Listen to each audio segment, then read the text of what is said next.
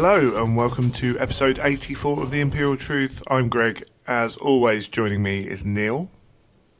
Hi, Greg. Hello, how are you doing? I'm good. Excellent. Very good. You? Yeah, tired. Landed. So we're recording the day I landed back from Las Vegas. So this episode may be a day late. Apologies if it is. We're going to try and get as much done as possible. I'm not going to force stuff into the show. If it has to wait a bit, it has to wait a bit. That's life. So we're doing all right. It's been a long day. Had a little bit of a kick, but we're getting there. And you've had a busy weekend as well. Yes, yeah, I've been busy, but not quite as busy as flying halfway around the world for hobby events. That's all fun. You can't grumble, can you, really? It's all good. So before we go there, Element Games, Custodies. Go and get all your Custodies at Element Games. Do everything, all the GW pre-releases, 20% off, and great customer service and speedy delivery still. So with everything that GW were releasing and showing off at LVO, there's some cool stuff to go and get there. And if you go and visit theimperialtruth.com and click the banner, or you use the link that's in the show notes or on the Twitter and Facebook, then you help kick back to the show, and that all helps support the show and hosting costs and all that jazz. So we thank you for that, and Element do everything you ever want, basically. It's all there, even the novels, even some novels. So you can go and check all that out. Indeed. Great stuff. So apart from the weekend, what have you been up to? We're a couple of days away from the Weekender. How's the entry looking? Yeah, entry's looking good. He's coming on. I've got a bit more work to do. I've got the cape, which is the next big thing to tackle, which I'll probably be doing tonight, along with I've got the hair to do. I've got little bits and pieces to finish off. I'm not concerned about getting him done for weekend, and it's just going to be getting Korax finished as well, which will be more of the push. But again, not overly concerned. Taking it a little bit easy. Having a nice, relaxed run into weekend and not like last year. So is that because you want a nice, relaxed run in, or is it partly influenced by other people's entries? Partly influenced by other people's entries. I always like to keep a good eye on what's going on within the community on Instagram or Twitter or whatever's going on. There doesn't seem to be a huge amount of people bringing stuff or entering stuff. So if I was being really ruthless, that would probably make me want to, paint loads of stuff and try and pick up loads of demons. But just time and will are sort of making me fade a bit. But yeah, other than that, it's I want to get this done. I'm quite happy with Eidolon. I think he's a good entry. Korax as well, when he's finished, will be a good entry. Not too concerned about that. Looking at all the other demons that we've got in the calendar, now it just seems a bit sort of like, well, take your pick. There's so many you can enter over the course of a year. Might try painting something a little bit different. I want to get my Night Lord's army done next, which is one of the big factors for me, I think. Sure. I want to try and do something a little bit different. So I think I might be focusing on that after I've done this Golden Demon, and we'll see where we go from there. As some listeners may have heard, I'm not in a new house yet, so my other half has now left the room. Apologies for that sneeze. Yes, bless her. So we're still in the process of trying to sort that out. So no dedicated recording room yet. Still hoping that dream comes in. Where are these millionaire? Well, we know where the really rich, Warhammer fans are. They're watching 40k streams on Frontline Gaming TV. So a little one for those. If you are interested in some controversy, then you can check out, there's a Reddit thread for the events at the LVO. Most interesting. We won't get into it here, but exciting I things. I was reading some of that, but I'll probably talk to you about it another time, I think. What I will say, essentially, some guy got, the debates about how you do it. Some guy took a loss really well that you would have people up in arms. Apparently he's the nicest guy in the world. And one of the head guys at Riot, I could be wrong, but I've been hearing who I don't actually know who he is, but Riot Games, who do League of Legends, if I remember correctly, was watching and offered the guy $5,000 for the way he handled the situation. For being a gent, he said, I'm going to give him $5,000.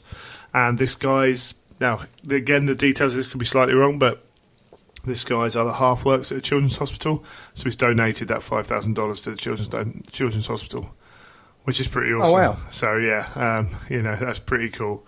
So, yeah, and League of Legends, now, if I'm getting all my facts right, that's where Graham McNeil, Laurie Golding and Ant Reynolds all went to work. Or certainly at least one or two of them. So, yeah, there are links there. But anyway, yeah, that's a different thing. You can Google that, and Frontline Gaming TV hosted the streams for that. So that's an interesting one for you. As for me, hobby-wise, I had a little mad rush to get the army finished. Got the army finished. Took it out in one case. Very minor damage. So just before finishing the sealing the army, managed to drop one of the Magosses that I built, and he snapped off at the thorax knee joint, which is not very big. So I had to repair him 2 or 3 times over the weekend. And my Myrmidon, the one that holds just the axe by one hand, his hand broke. I think it was a Depticon, and ever since I've been repairing it, and now the other hand's broke as well. So I'm like, I might have to just go and buy 3 more Myrmidons and sort that out. But, sod's law. These things happen, don't they? Particularly when you're travelling like that. The army I took was designed to fit in the case for minimal damage, and generally it did quite well. So I'm not gonna be too disgruntled when you look at some of the other people's journeys and repairs they had to make. We had a guy from... Was there many people travelling that had smashed up miniatures at the other end? Or? Not like smashed up miniatures, but you're always going to have to do a few repairs, like the more stuff you bring. So a couple of guys came over from our club and played Age of Sigmar, and there are a few repairs there to do. Small stuff mainly. If you pack well, then it's not too bad. A guy from Hate Club came over with brought a Warlord Titan over. And everyone was like, wow, that must have been really difficult. Yeah. But actually, when you think about it, it just breaks down into big chunks of resin. I think did he buy a seat on the plane? No, like the chest piece and something else went in the hold, and then the others went as hand luggage. But it's chest, it's legs, it's arms. They all come off in separate bulky parts. So he lost one shield generator he had to just pop back on. But there's no real stuff sticking out on that model. It's just big. I don't think we'll get too much into what happened at Adepticon yet. Adepticon, LVO. Straight onto thinking about the next events and all that stuff. I'm not going to Adepticon. Can't do that. But it was really cool time out there. Las Vegas is crazy, weird, and got to go and see the Grand Canyon. Got to go and see a show. Big thank you to Tony, who took me out, showed me some of the best places to eat, and sorted out helping with getting me show tickets and stuff like that. It was absolutely awesome, and it was awesome to meet the other guys as well in and around the Heresy, playing against a couple of Aussies, a couple of English guys out there that I hadn't really met before, all the Americans, the Canadians, the boys of the Golden Throne, the great lads, and even then, every now and then, people just stopping by and saying hello. When they hear the accent and work it out, which was really cool. So it's always good to meet people, and it's quite amazing actually how many of them come from after Eleanor, which is good.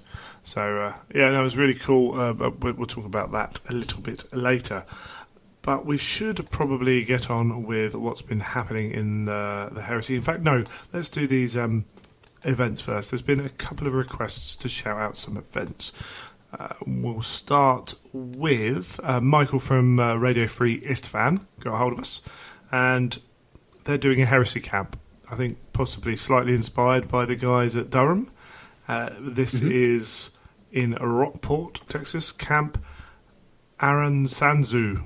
I'm probably mispronouncing that, but this is like a few days camping, in a summer camp place. So they've got all the facilities there. You see the films.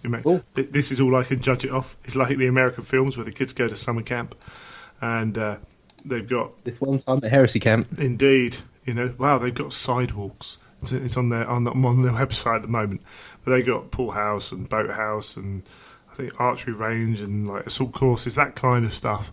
And they're going to have, I believe, some of the guys coming from. Is Henry going over from England? I believe, maybe they've got. Yes, he did mention he was going to come over to the US. So they're doing paint things. So September the 19th to 23rd. So 4 days all inclusive. Various heresy, painting, hanging out, chatting, and all that jazz. And that's going to be it's $260. And it includes 3 meals a day and all your lodging. So again, much like that Heresy, the Durham event, having it all there, actually, that's, you'd spend 4 nights in a hotel, you'd be getting up to spending, a good chunk of that just doing that, wouldn't you? Yes. Before paying for events. I like the sound of those events. They'd sound so cool to be able to sort of, camp out. I mean, that's why I love weekends so much, because it's hanging out with my mates, at a hobby event, having the hotel, it just makes things so cool. Absolutely, it should be good. They're hoping for good numbers, understandably. The guys have got a good pull, and having it in that kind of environment is also, I think it's something that ever since that first one up in Durham, it's been on the radar for people, and that's why the next event in Durham sold out quickly, and they put on a second one just to satisfy demand. So I wouldn't be surprised if these kind of events become not commonplace but regular at intervals, around the scene. And it's good that they're doing one over there. That's the beauty of having. Well, it also means if you want to travel over, I mean, I know it's a long way to go. If you wanted to fly over, it makes it more viable, doesn't it? When you've got a bigger and longer event to go to. Yeah, and that's something actually I will talk about Vegas. Like Adepticon, for me, and everyone's going to be different on this. Some people at Vegas were more than happy once the event was done, go out and explore, and I'm like, and you're going to want to do that because you're in Vegas, and I had time before the event. But for me, a lot of these events is going and meeting people, because at the end of the day, I can go and play Heresy around this country. Yeah, I'm not going to be short of wanting weekends to play Heresy. In fact, I'm looking at so many events going, it's a shame I can't make that. It's a shame I can't make that. But if I'm going to go abroad, what are your reasons for doing that? Primarily for me, that's to meet the other people. Yep. Because it's not cheap, and if you want to add a holiday on, it becomes more expensive. So you can have a long weekend out in somewhere like that, and it still becomes this big event, even if you don't get to go out and do stuff. But I would try and tack on a couple of days of sightseeing or whatever. But it's for me, these events are all about the people, because I can play Heresy at my local club all the time. Yes, and it's meeting people that armies you haven't played, things you haven't seen.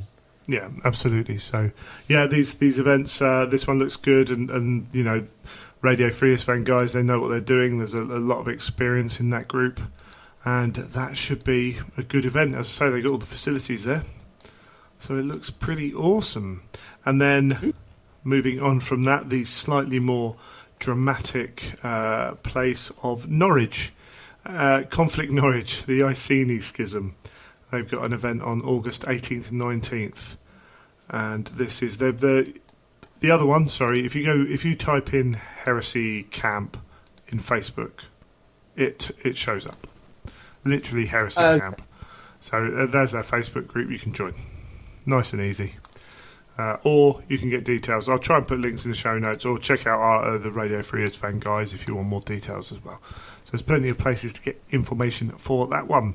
So Conflict Norwich, if you, again, put in Facebook Conflict Norwich or the Iceni Schism, ICENI, they're running, an event in Norwich with, they're playing the Centurion mode. So for those who don't know, that's the restricted format that the Eye of Horus guys really championed, which is quite interesting and creates a different feel to the game. Zone Mortalis forces, and they've got they've got stuff going on. They've got a really nice players pack as well, campaign points and all kinds of stuff in there. One thing, as I've said before, the campaign packs are getting better, more professional, leaving mine way behind, which is good, which means we have to try and step up, really. But it makes everyone try harder, doesn't it? If everyone's absolutely. progressing. Unfortunately, I don't really have the skills, so I have to rely on just borrowing other people from that. But that looks really interesting. Who knows? That's possibly going to be a busy time for me, so it might be out. Norwich is just a bit too far away to be able to do easily from this side of London. But that's cool. So go and check out Conflict Norwich. And again, we'll put the notes in the show notes just to make that really easy. So those are the events. In terms of Heresy news, we've had unreleases. So not only have we had nothing new, we've had some Space Wolves taken down. And this seems to be in response to a few of the issues. So we talked about this a little bit last time. I think the things like the Varagir Terminators and the Praetor, that not having the hands holding actual grips is a step too far, and it appears that Forge World are going to go and rectify that at least. Haven't really said what they're doing, but I would hope that we get at least, them kind of in line in that respect with the rest of the models. Yes. And we can hope. Whether they go for the full resculpts that people are hoping for, I'm not so sure. But that sounds like a lot of work that I don't think they would want to do. But yeah, to wait and see what they come up with, really. Yeah, absolutely. But that minimum of getting them up to having the right parts should be done, really, and fair play to them for doing it. You kind of expect them to do it, but yeah. It's good that they are. If we have to wait a little bit longer, we have to wait a little bit longer. We can cope with that, I think. Yeah. I think most people would. If you're a Space Wolf player, you want the best, best models for your army, don't you? So if a lot of people aren't happy with them and they're going to say, well, we'll take them back, we're going to redo them. That's a good thing. Yeah. If you manage, did they send out any of the Praetor and other ones before they... a few people got the Praetors, and then a few people had their orders stopped.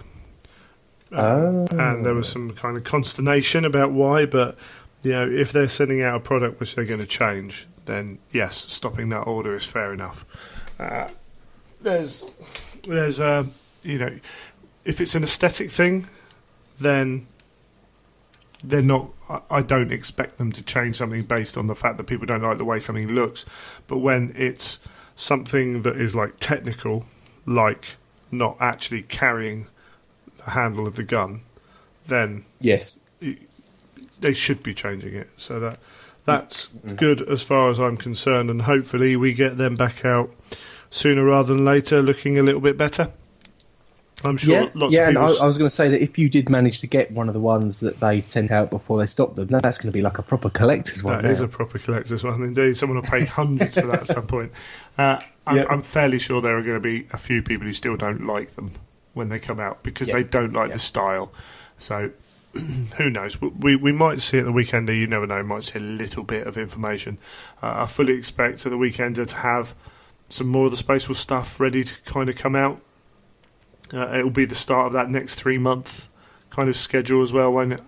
Yes, so indeed. Looking at pushing through the Space Wolf stuff, and then you never know, maybe some of those older units after that. But yes, we it's been fairly quiet in that respect because of that, which is it happens. I'd rather them do that and get it right in the long, even if it takes them a while. And there are going to be people who say they should have got it right in the first place.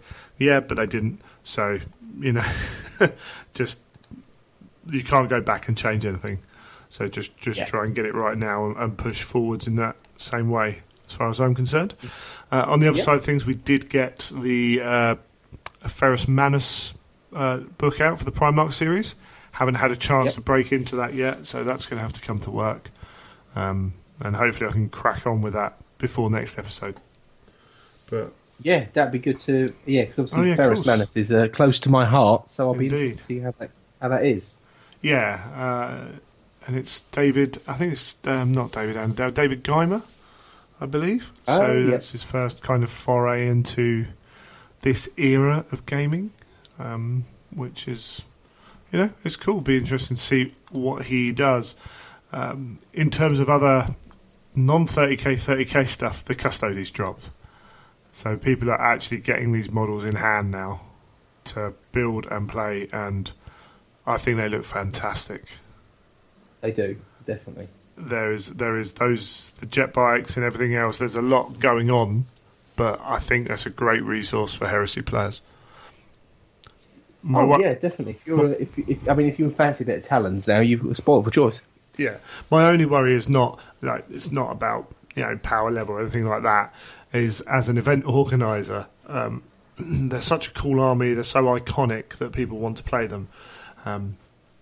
Is traditionally in the UK at my events, we've had a larger number of loyalists wanting to attend, and this makes it more difficult to spread out who gets pulled aside to the traitor side. If 10 turn up to London Heresy, that could be a quarter, or of the 10 would be a huge amount. Even if 5 turn up, that could be an eighth of the players on the loyalist side that are stuck loyalists. So, and that combined with, because I took the Knight Errant to the LVO, that sticks you on the loyalist side as well. So there's lots of things you can do now which really restricts whether you play, that you can't be moved over. So, I suppose the traitors have had their things. Are they, things like Gal Vorbak or just any word bearer specific units, things like that. We've always had the odd character, but the traitors do have some units which are traitor only.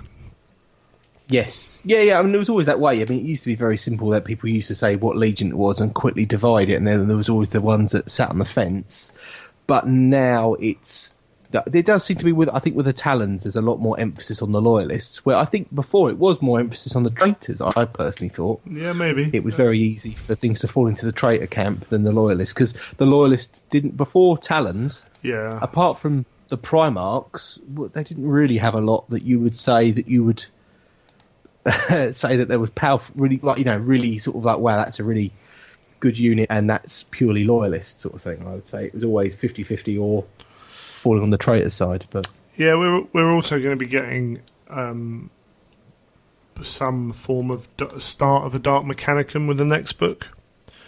So yeah, that will help. That will help shift the balance potentially back the other way, which would be cool.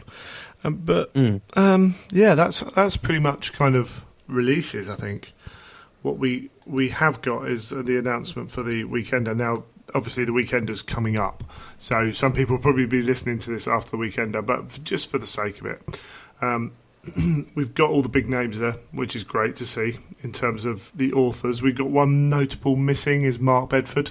He's got family commitments, I think. Just timing didn't work out, which is a big shame. But Friday night from 5:30, we've got Necromunda going on in the seminar room. Friday night Necromunda. But also Dan Abnett signing on the Friday. So there's an incentive. Yeah, I saw that. I thought that was quite cool. Yeah, that's an incentive to get people there early. And also, because they're opening the store will be opening on the Friday night, won't it? So I would assume so. I suppose it did say on I think on the very bottom of the notes it says that it's open from 5:30. I think. So again, there's another incentive to get there, and hopefully get there early. Yeah. Yeah, it'll be interesting to see how many people do turn up on the Friday.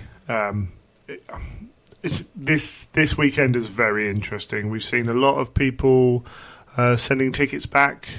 There always used to be the odd ticket come back anyway, but there's more this year. It's not. I'm not going to say it's like huge numbers, but there's noticeably more coming back, and some of those are for genuine reasons. Some of those I'm not. I think might be because people purchase them kind of on instinct of I want to be there, and maybe looked at it and thought they didn't want to, but I don't really know. Or maybe bought tickets expecting a big announcement of something to be released, or Yeah, and then when nothing's come through, they thought, actually, do I want to spend that sort of money? In which case they'll kick themselves, because there probably will be some big stuff going on. But we've got a decent amount of Necromunda, where we talked about how much Necromunda stuff there's going to be. So Saturday's got 2 Necromunda seminars, and then they've got a lot of Necromunda painting as well, because that's painting, isn't it? And on the Sunday we've got they've joined the art of the Necromunda in with Heresy, which is cool, because sometimes that can be showing us what we've already seen before in terms of the artwork. But there's things like collecting a Necromunda gang and stuff like that as well, which is groovy. Interesting things Heresy-wise, we've got the new Sons of the Emperor anthology. There's a seminar on that, so that's coming. We've obviously got the Primarch's books coming that we know about. We've got something that's caused a lot of consternation. An early preview of Forgewell's next Horus Heresy book called Malevolence. So there's a lot of discussion about, does this mean Angelus is pushed back? It appears that Angelus doesn't sound particularly like the names of all the other Black books. Retribution and that kind of thing. Inferno. Yeah. Like Angelus is more about the title of those 2 angels. So it could be, and this could be a change of... they might be putting in a filler book, but I don't think they will. I think it's probably Malevolence is probably the actual title, that Angelus was the working title for that book. Yes. Yeah. And we've got John French. I quite like the name Angelus, though. If they do change it, it's like cool. The name Angelus. It is very cool. No? Some people are thinking that Angelus will be available for sale this weekend. I think that's possibly a year too early. But, we'll see exactly what happens. We've got John French, Neil Wiley, and Anuj. I'm going to try and... It's even hard to see his name on my photo. Malhotra. Interesting to see John French on that. I saw John French on the list, and I suddenly thought, it's a mistype. It means the new Black Library book or something, something along those lines. Yeah. But then obviously looking at it, I thought, no, maybe not. Yeah. So John French was involved with some of the other Black books. He has worked doing this kind of stuff. He was good friends with Alan, and when they both worked together on the RPG stuff for 40k for Fantasy Flight Games, I believe, and they've done a lot of stuff together. And it's obvious that he must have worked on this book. What's interesting is he's not in the Age of Darkness forum. That's just Neil and Anuj. So Neil, because I've seen some people ask the question, who's taking Alan's job. From what I'm aware of and have been told, and I'm 99.9% sure this is correct, Neil took the job of lead Horus Heresy writer, which was essentially Alan's position. So they've employed Neil in that role. And Anuj is one of the newer writers, because there's also, I can't remember her name now, which is really bad of me. There's a lady who's been writing as well, and I'm going to try and very quickly find her name, because it's completely unprofessional not to, and I'm going to fail. So that's a shame, because she might not be at the event. So then there's a lady, I can't remember her name. So there are at least 3 writers, because there were 3 with Alan, Neil, and that lady as well for the last Inferno. Yeah. So that's the team. It looks like maybe, and this is me, adding 2 and 2 together, maybe getting 7. But it looks like before they've filled that team out, John's sat in that role and done some stuff. Because John works in different department, and having spoken to him, he's very happy where he is, doing his writing and stuff, but having a full-time job doing other bits and pieces, which is pretty cool. So it's just cool, good to see. Also, he's great for these things anyway. So anytime he's on a panel, I'm pretty happy with that. But that'll be good to read about. Again, we've got the 2 Heresy model seminars. Be interested to see how many people put on the second one of them. And it'll be just generally interesting as well. It's going to have a very different feel. Like last year's was different because we weren't sure based on the previous year this one with the Necromunda, yeah, it creates just something a bit different, but I think it'll be cool.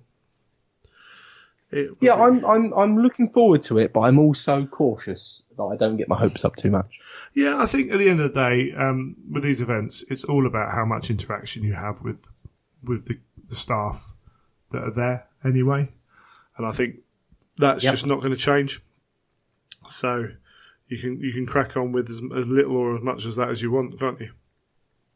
Yes, no, definitely, and I always enjoy it as well because obviously Golden Demon's a big draw for me to go to these events, and there's always then a couple of heavy metal team there that are involved with that as well. So that's another element for me. I know that they don't get involved in painting much of the. In fact, they might not be there on the Saturday this year. They might only go on the Sunday. Sure. So I remember that last year, they had only recently released the Burning of Prospero box. Yeah. And they mentioned that, well, they could have a presence there because obviously they were involved in painting that. So they might only be there for the Sunday this year. Have to wait and see. Yep, who knows? But that'll be cool. And then on the Sunday we've got Titan Death, Titans in the Horus Heresy. And for this we've got Tony Cottrell, Andy Hall, Will Hayes and Guy Haley. So Guy's obviously going to be writing or has written some of the stuff to do with Titans in the Heresy. Maybe Wolf Cole introduces some of that. Andy Hoare there suggests that there's possibly specialist games. So talking about Titanicus, maybe we get a little bit of a hint, at least, of what's going on there. Who knows? The art, as we say, is the same. I think Rachel's moved over to specialist games. I could be wrong, but that'd be, we've got Rachel, Luke, Neil, Dominic, and Tony in that, which is all good. And then some novels talking, some writers talking about the Siege of Terror, which is fully expected, to be honest. Which is really cool. But in and amongst all that, we've got the authors are all there. We've got Phil's doing airbrushing seminars, and there's terrain painting seminars. There's Heresy Figures, which was one of the interesting ones. So yes. the events look pretty kind of standard but cool. But we're looking at Valdor being painted in one of the hobby seminars. So the model of Valdor, at least part of it will be there. I don't think he'll be for sale, personally. Be a cool surprise if he is. But I thought he might be, but then again, that's just me just thinking about if they're painting him, he might be released. But yeah, and he could be. But my thought is, we know Dawn was done. So a lot of people will be listening to this afterwards, so we probably should move this on fairly quickly. But Dawn was done January open day last year. Pretty much finalised. Whether they had to go and change anything or not. Claims are that the base for him has had to be altered to make it work into a scenic base, which suggests that Alpharis is coming. Okay, so that's the logical jump people have made. Valdor's coming out of nowhere. It would be cool to release him now, but if they're going to release Dawn now, do you release Valdor at the same time? Or maybe it's only Valdor, in which case I'd be disappointed that Dawn isn't being released, because we've known about him for so long. So my hope would be Dawn, and I don't see Valdor being released at the same time, unless it's pre-release, and he's held off for a while. But that isn't really their way anymore. They don't like the pre-releases to go out too early, because eBay scalpers. So who knows? Who knows on that front? So what we're basically saying is we have no clue. No, most people are going to be listening to this after the event anyway. But it's good to talk about. The last 20 minutes, just ignore. Well, I don't know, unless I'm right, and then I get to lord it over people that I was right. Yeah, but then how many times have you been wrong when you said, "Yeah, I got that wrong"? Oh yeah, if I'm wrong, then we ignore it. Yeah, exactly. Move on. Never speak about it again.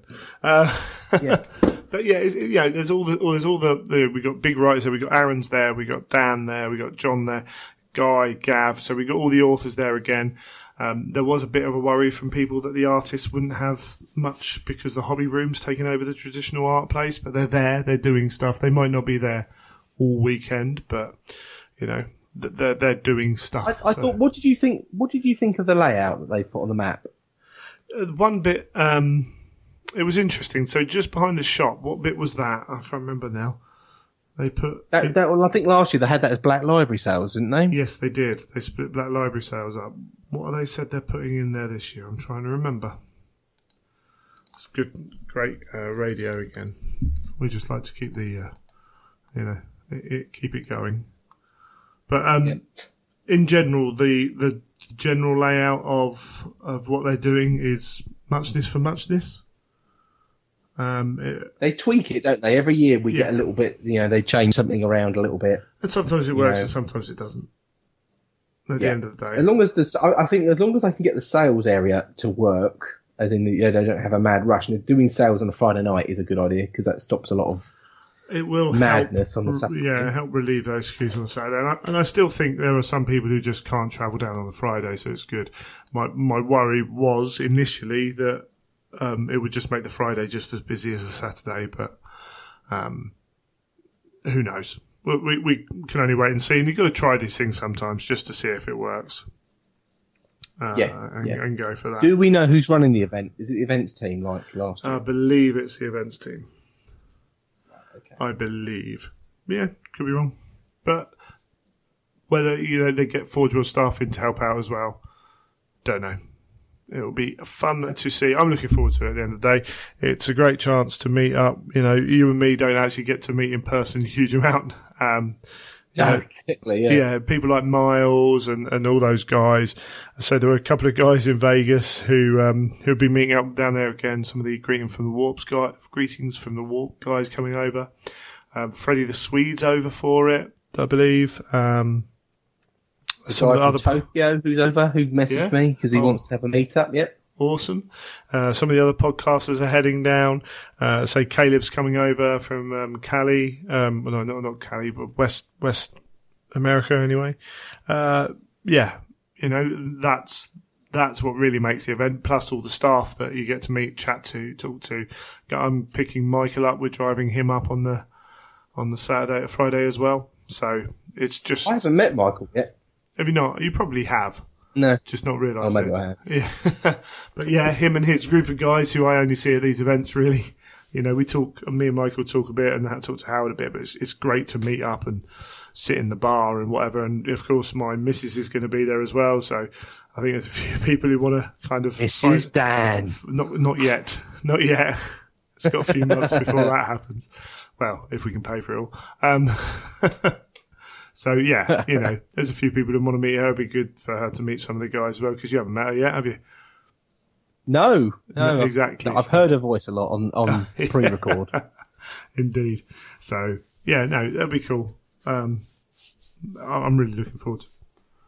So it's like the main event, me too, isn't it, for us? For me, it's the one main thing I look forward to. I love a Golden Demon, but for me, the Heresy's always held a really, really strong place in my heart. Really, it always started off from the very first one when I went up with a group of friends, and at least one of those friends I go up to every year. We always go up together, and it's that sort of, it's almost that semi-tradition thing now. It's always quite exciting time. You think, oh yes, going to go to the weekend, going to go and hang out with my mates. It's just a really cool time. Yeah, and I think even if they just completely open the tickets up, there'd still be a core of guys who always got there, kind of thing. Yes. But it's not just that. You meet new people there as well.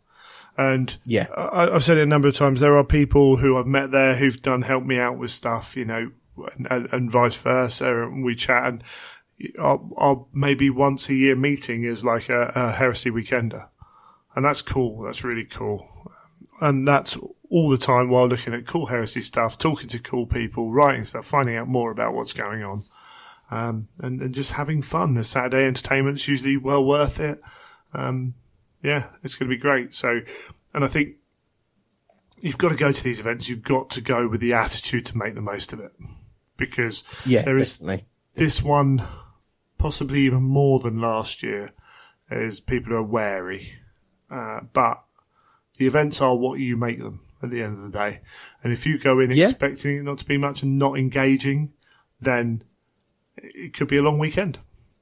But I can guarantee you that Sunday afternoon I'll be like, I didn't get to speak to him long enough. And all of a sudden it's like, okay, well, I've got the Black Library Weekender in 10 months or wherever. So that'll be my next big one, you know. There is always that good thing. I mean, I don't speak to a huge amount of the people much anymore, like the Forge World design team, because I obviously, when you've spoken to them a few times about what they do and how they do it, you're pretty much more just bump into them and say hi, and that's about it. But it is so great that they're there, and they're at so many other events. So if you have a question, it's great to be able to ask them about it.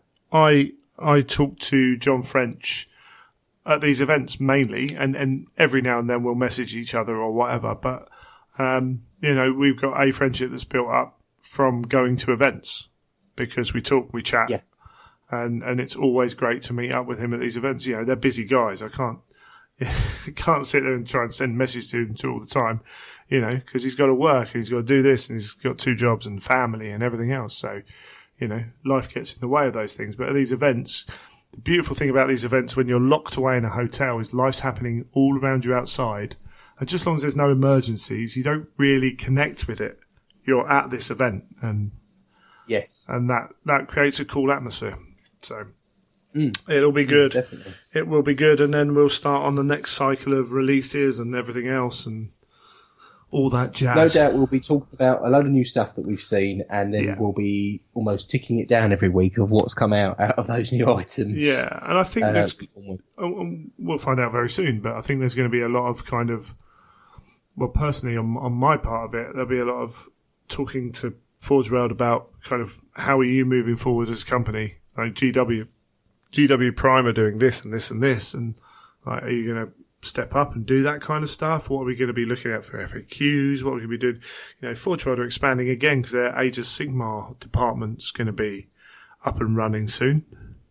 It's like, blimey, you know, it's getting bigger and bigger. And from what I've been hearing from various places, GW have bought another piece of land on that industrial estate for more office space. Right. And for more plastic molds machines, because even if they wanted to, I think they had issues getting enough power into their old place to run them all, you know, to keep up with demand, because they're flying, you know.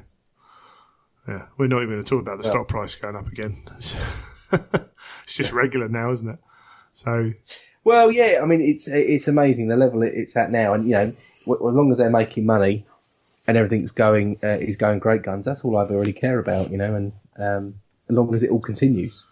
Yeah. They seem to have a good head steam now, don't they? So they just obviously can try and build off the back of that, I think. Yeah, I was talking to some of the community guys, and that community team started out at like 3 or 4 people, you know, and now it's dozens. There were more roles. There's someone going to be, I think they're putting someone into place signing contracts soon for, I can't even remember what the role was now, but it was something I was like, oh yeah, I suppose you need one of them now, you know. I was talking to James coming home. He's the events coordinator for overseas events coordinator and stuff. You know, he's out talking to these people at Las Vegas or Adepticon or wherever and kind of handling stuff with them and helping them out. And, you know, that's grueling in its own way, traveling around and stuff like that. But there's all these different roles they've got. It's great. It's awesome. We just need, personally, I feel we need Heresy to find its place now within that.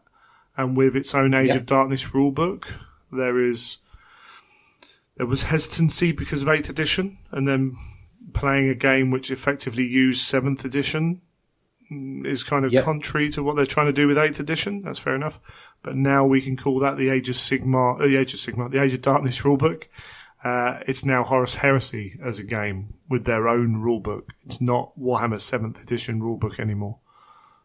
Yes. You know, so hopefully we can see a little bit more of a push in that respect as well. But who knows?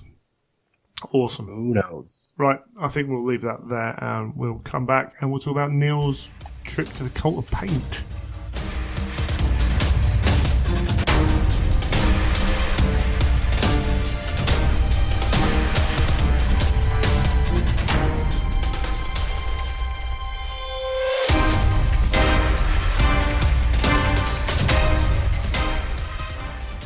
Well, we're now going to chat. Neil's painting quest has continued.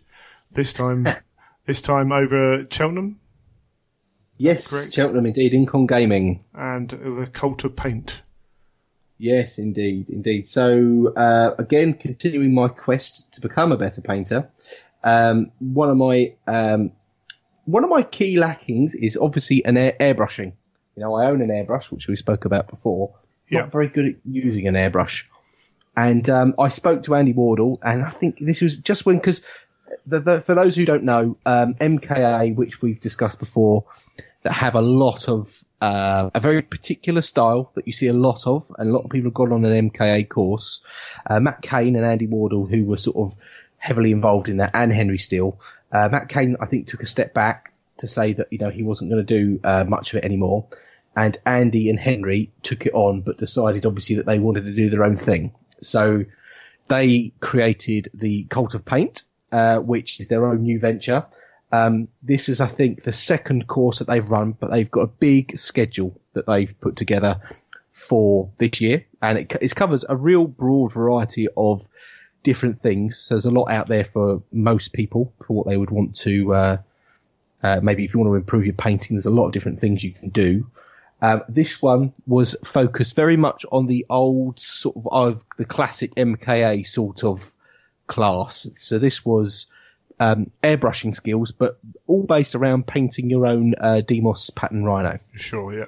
So as you've probably seen loads of times on the internet, you buy a rhino, you build it, you have to buy an absolute ton of equipment to take with you. The kit list was beyond crazy. I thought I owned a lot of items for my airbrush. I thought I had everything, and I still ended up, I think, spending an extra 80 quid on paint and thinners and this and that, and it was, for me, it was quite a shock on how much stuff I actually needed. Cool. So I purchased all of that, which was another thing that I felt quite handy. Obviously, they were running this at Incom Gaming, and it was the first time I've ever been to Incom. I think you've been there for other events. No, I haven't been there yet. Other gaming things? No, not yet. No? Cheltenham's a fair way. Okay. So it's obviously it's a very unusual sort of place to hold an event, because what you've got is effectively a pub in the middle of Cheltenham. So there's no parking, which is fun. And in this pub, they wheel a shop out into the pub. Yeah. So they set up one corner of the pub with all the stands. Then you go, and then upstairs they've got a load of tables. So that's where we were based. But Chip at Incom quite shrewdly sent out an email to everyone who was attending with effectively everything that was on the kit list that you could, that you might need, like all the paints and the thinners, etc. And basically said, order these. There's a discount, and they'll be waiting ready for you on your on the day of your event. That's so cool. There was about 5 or 6 things I needed. So I thought, screw it, I'll just order those, and I had a bag of goodies waiting for me when I turned up. That's useful. Yeah, I like that. So it was a very good idea, obviously, because it means that you haven't got to think about it too much. You haven't got to try and hunt around and get things. So I had all that turn up, and I suppose, should I talk about the how the events are run? Give us an overview.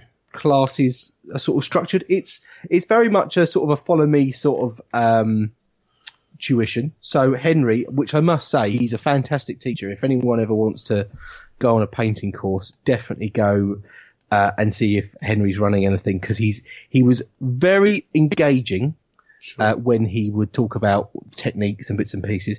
He was very, very knowledgeable of how things are done, ways, and explaining things. So much of what I learned on the weekend, I could say, was stuff that in theory I already knew.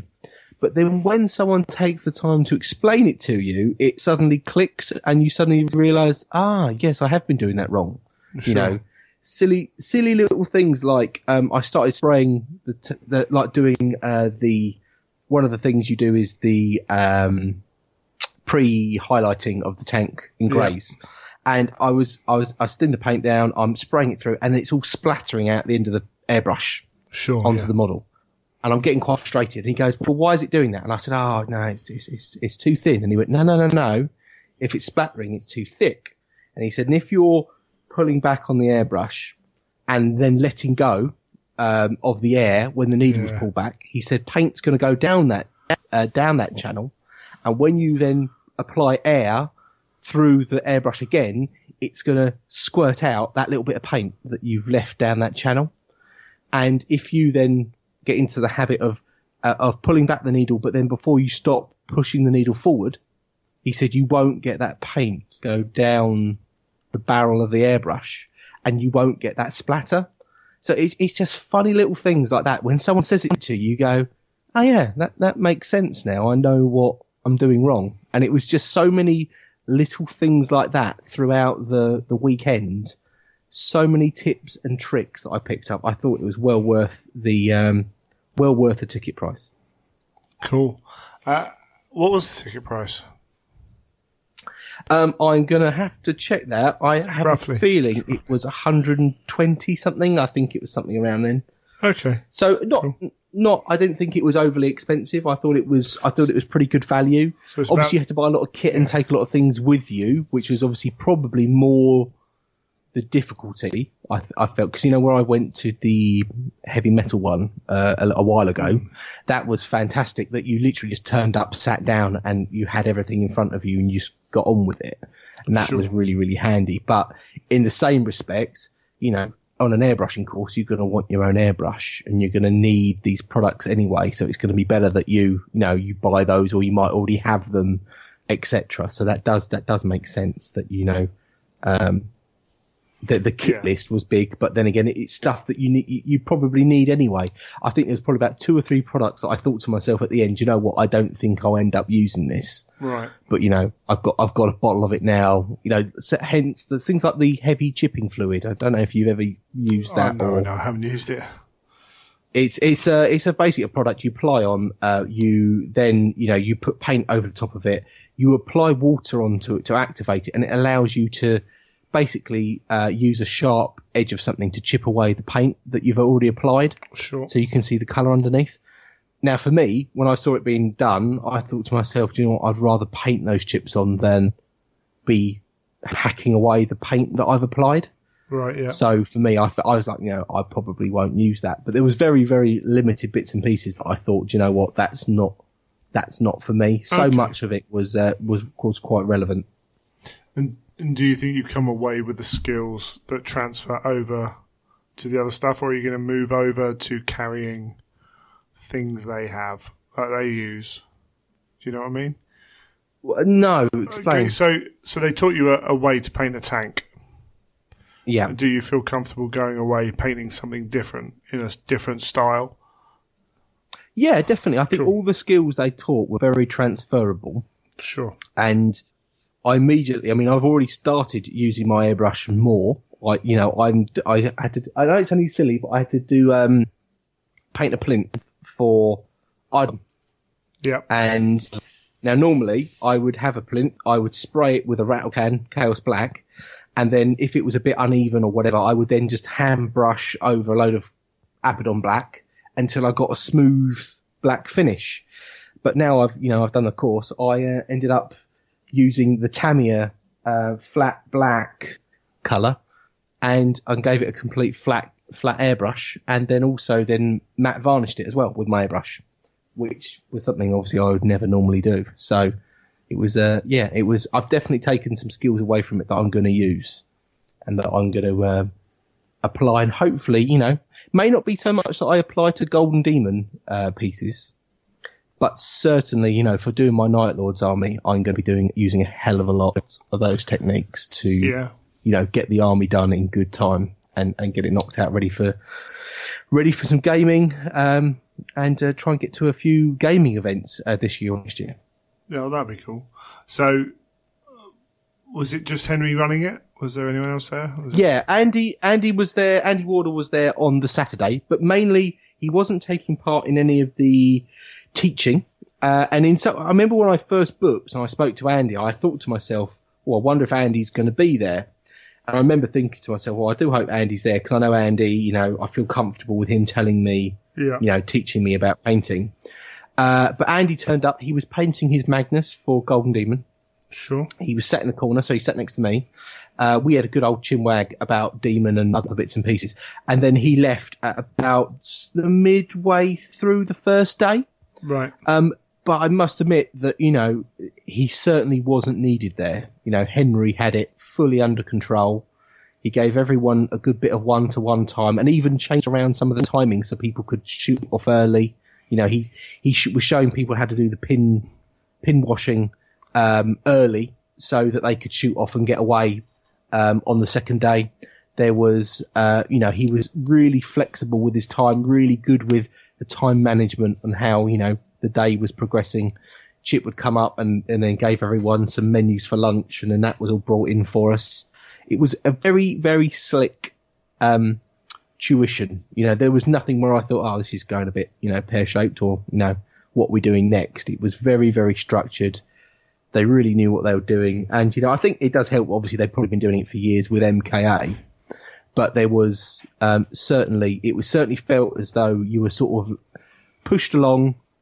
I think everyone on that course learnt a lot, and there wasn't anyone that sort of struggled or, you thought, well, blimey, they're really not getting the hang of this. I think everyone turned out with a great result in the end of it. So, very, cool. Very good course all in all, I'd say. How many were there? Let me think. So the 3 guys from Sons of Heresy were there. There was myself, and then there was 2 other guys, 3, 6. I think there was about 10 of us, 10 or maybe 12 of us on the course. Okay. So a fair number. Obviously that was Max as well. That was a sellout for what, there wasn't any empty spaces.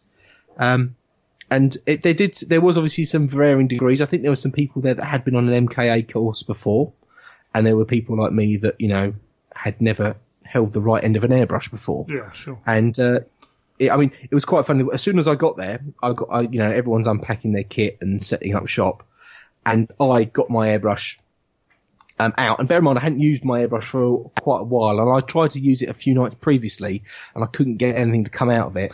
So I picked it up and I pulled the trigger back, and it completely got jammed. And I went, this ain't. So I showed Andy, and Andy went, "Oh, that's a badger. You better go and show Henry that."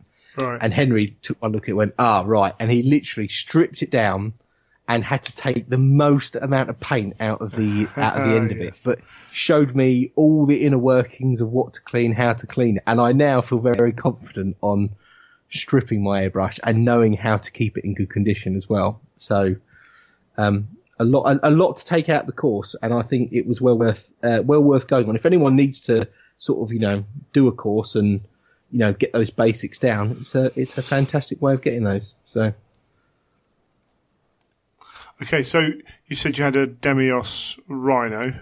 Everyone have the same thing, so you have to buy that for the event as well. Yeah, there was obviously they recommend that you get that because obviously they're showing you how to paint it. I had the Command Rhino one. So did Brendan, I think, from Sons of Heresy.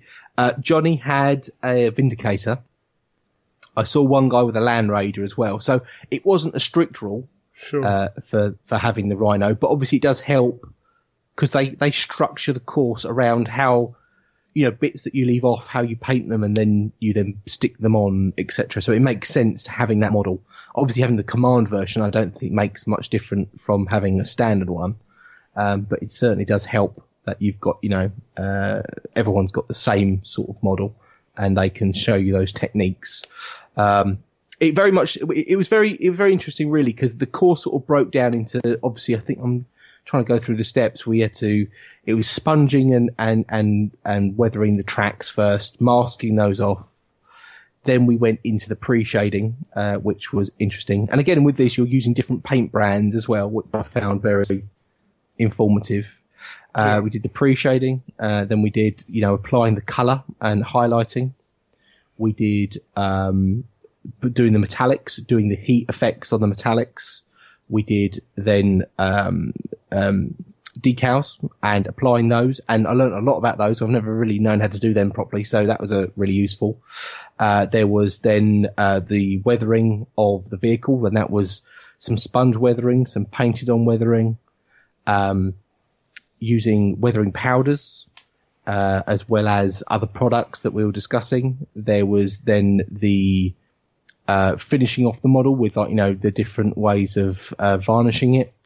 And in between all of this, there's lots of different bits and pieces that he's showing you, and showing you, like, obviously there were some people painting it in a metallic scheme and some people painting it in a flat scheme. Yeah. So he would alternate between the two and say, right, well, someone give me a flat version, and he would show them, and then he would talk about then how to do the metallic version with the layering of the, the colours on and all those bits and pieces. But there was so much information, it feels that you probably could get 3 or 4 days out of it, really, if you really wanted to. But it was really, one of the bits I found really interesting was the pin washing and using oil paints and thinning them down, because that's one thing I've never ever dreamt of doing, is applying oil paints to one of my models. Sure. And I must say, it was quite amazing how effective it was when you did apply it.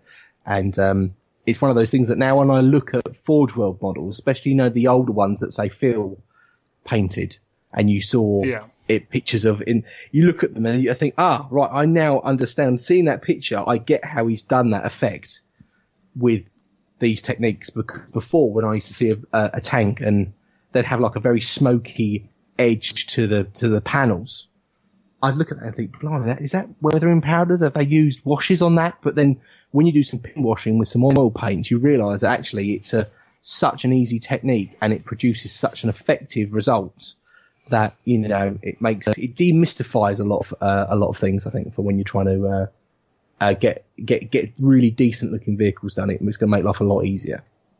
Okay, cool. What time did you start in the morning?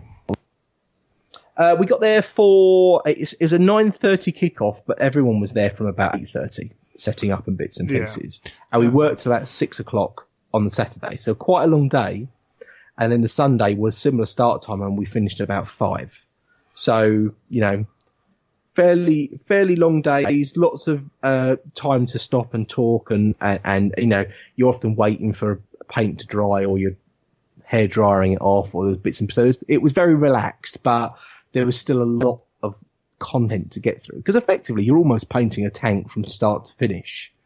I mean, if you really are disciplined with your time, you would end up with a perfectly painted tank at the end of it. I was a little bit lazy on certain parts and sort of thought, well, I won't bother doing that side. I'll just concentrate on doing this one side. But it was very good. I'm very happy with the result I got out of it with my Night Lords Command Rhino. So I've just got to apply that now to the rest of the army and get that done, and then I'll be ready for some games.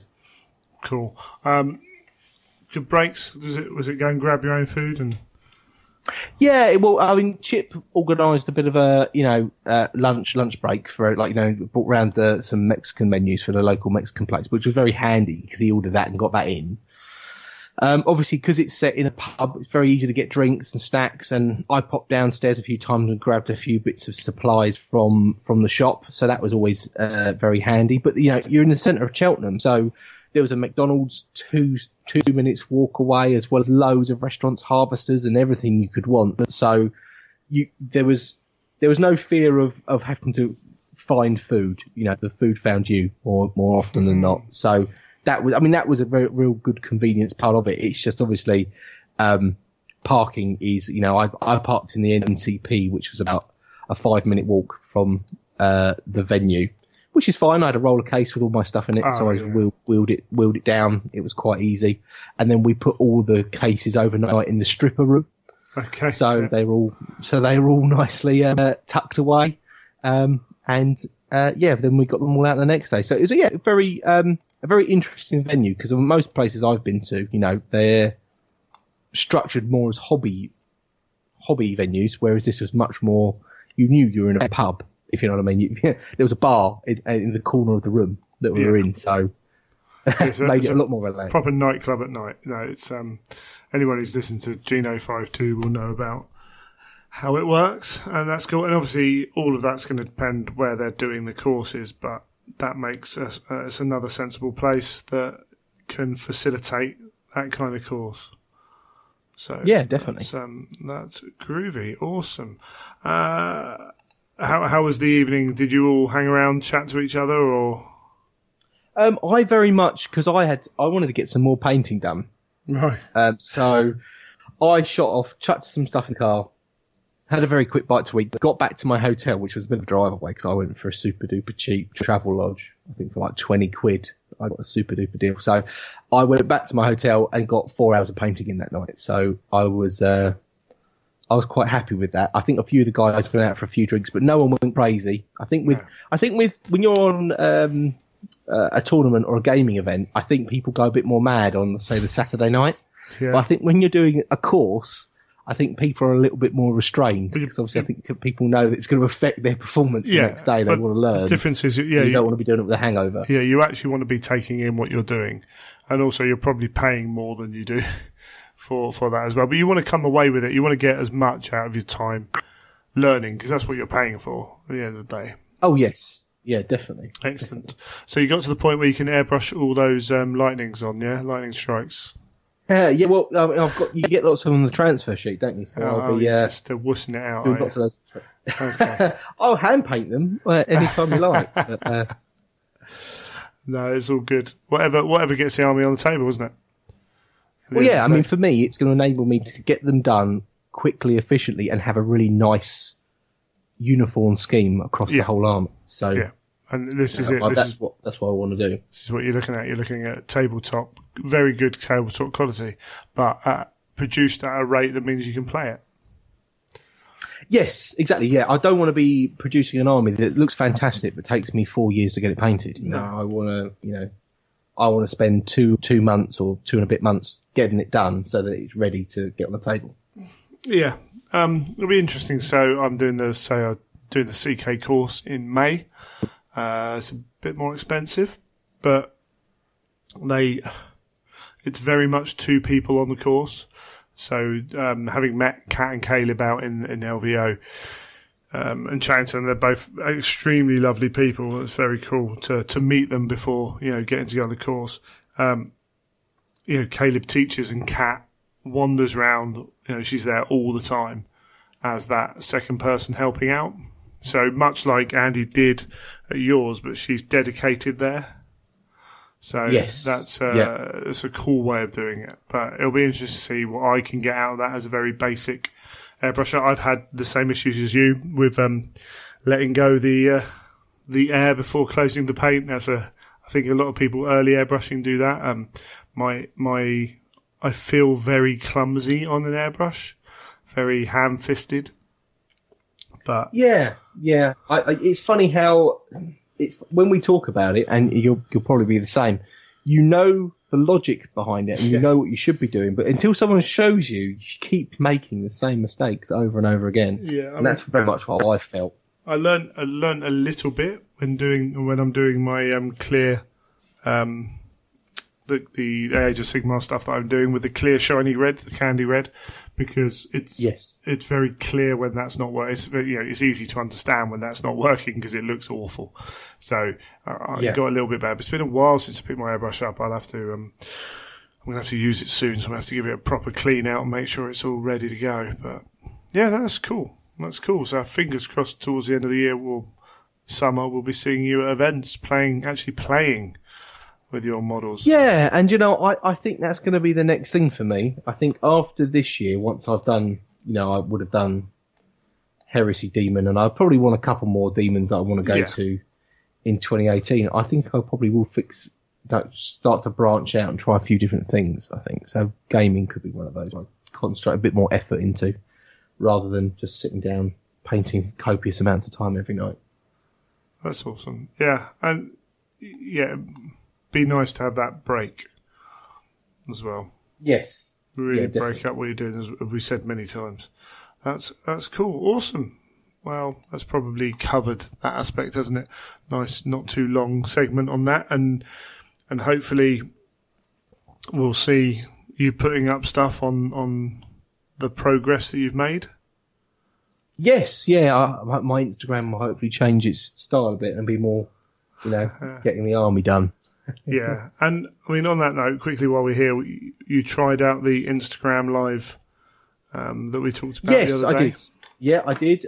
It was very much a learning process, the Instagram live, and I've worked out my setting. I've worked out what I need to be doing. I worked out very quick after about an hour that actually me just sitting there painting's got to be pretty tedious for people to watch. Whereas if I'm talking through what I'm doing, I think that's going to be more engaging. So that's something I'm going to look to do on my next one, which will probably be after I'm going to actually set some times in the diary, probably after Weekender. Yeah, absolutely. And I'll be doing them more regularly. But I'm going to try and then focus on doing something in particular. So if I do, say, doing an hour's live, it will be I'm painting some non-metallic metal or something, and I'll be talking through what I'm doing, and it will be start to finish, so that if someone tunes in, they'll be able to see how I do it, but in real time, rather than, just like stage by stage shots or something like that. It will be really seeing how I go about getting an area of a model finished.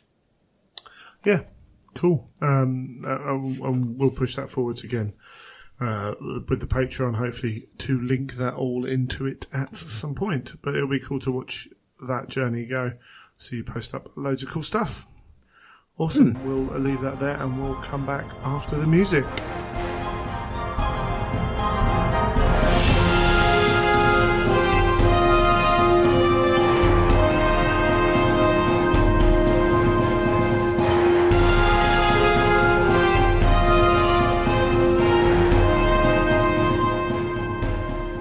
Okay, due to time constraints and scheduling issues, Neil is not going to be with me for the rest of the show. That means the LVO talk is going to be me by myself, for better or worse, and I understand and absolutely appreciate that these are much better when there's a second person involved. However, I wanted to get it out and want to give you a show of length.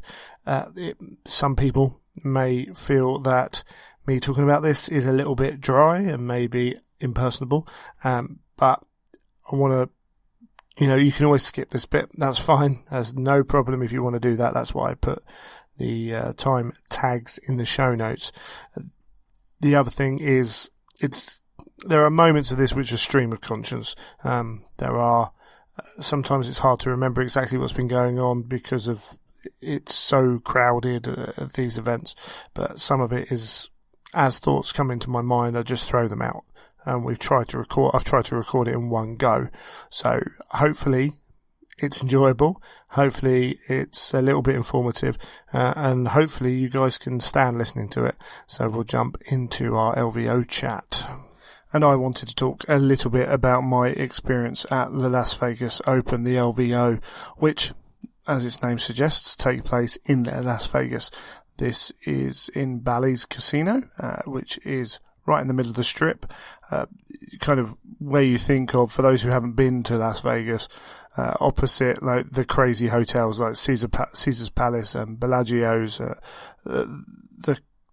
It's an amazing, weird, crazy place, the Strip. It's not my cup of tea, really. It was great to experience that aspect of it. I would personally spend time away from the Strip and visit there for things I wanted to do, like shows and stuff like that. But it was great to do it. The fact that it was happening in a hotel means, you can roll out of bed, go down within half an hour, you're there playing a game. That's always great.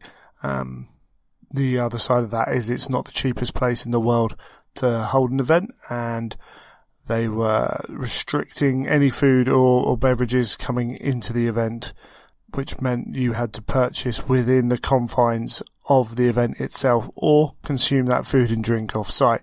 Now, the Strip itself is not a cheap place for that kind of thing anymore. You can find cheap places in and around it, but when you're then stuck in the convention in the hall and they're charging you $3 for an apple, things like that, $7 I think it was for a coffee, that's not cheap.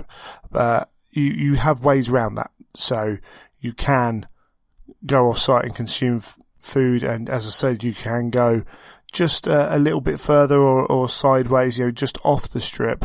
You can find places that are a lot cheaper to eat. So it's not a cheap weekend. Coming from England becomes much more expensive, obviously. However, the guys I was going out with, we all found flights for £350 return from Gatwick, which is pretty good value when you think you're flying 5,000 miles. I upgraded, which made the cost, substantially more. but for a 10.5 hour flight, anyone who's met me knows I'm not a particularly small guy. I'm 6'2", quite broad, quite big. Then for me, that was well worth every penny. However, it was a considerable amount of money more, probably, made a significant difference. If I had that money to spend at the event, I could have done a lot of different things. However, would have made the journey over a lot less enjoyable. So, yeah, there are cheaper events. However, it is a destination event, as I've said before, and it was well worth it. How long till I go back? That'll be a question, and we'll talk about that a little bit. But the Las Vegas Open's only been running a few years, I believe. It's run by the guys at Frontline Gaming. Reese and Frankie are the main guys there. And it's definitely grown up around the 40k tournament. So that's played over 3 days. I think they play 9 games. You can see it all on their TV channel, FLG TV, which is on Twitch. And obviously Games Workshop were there, covering part of it on their Warhammer TV. They also covered part of the Age of Sigmar event, which has grown up around it. I think, I'm trying to remember how many players they had. 60 to 80, something like that, but a lot less than 40k. There was Malifaux, Privateer Press games were out there. There were various other miniature games. There were people playing other systems as well. Was a decent amount going on.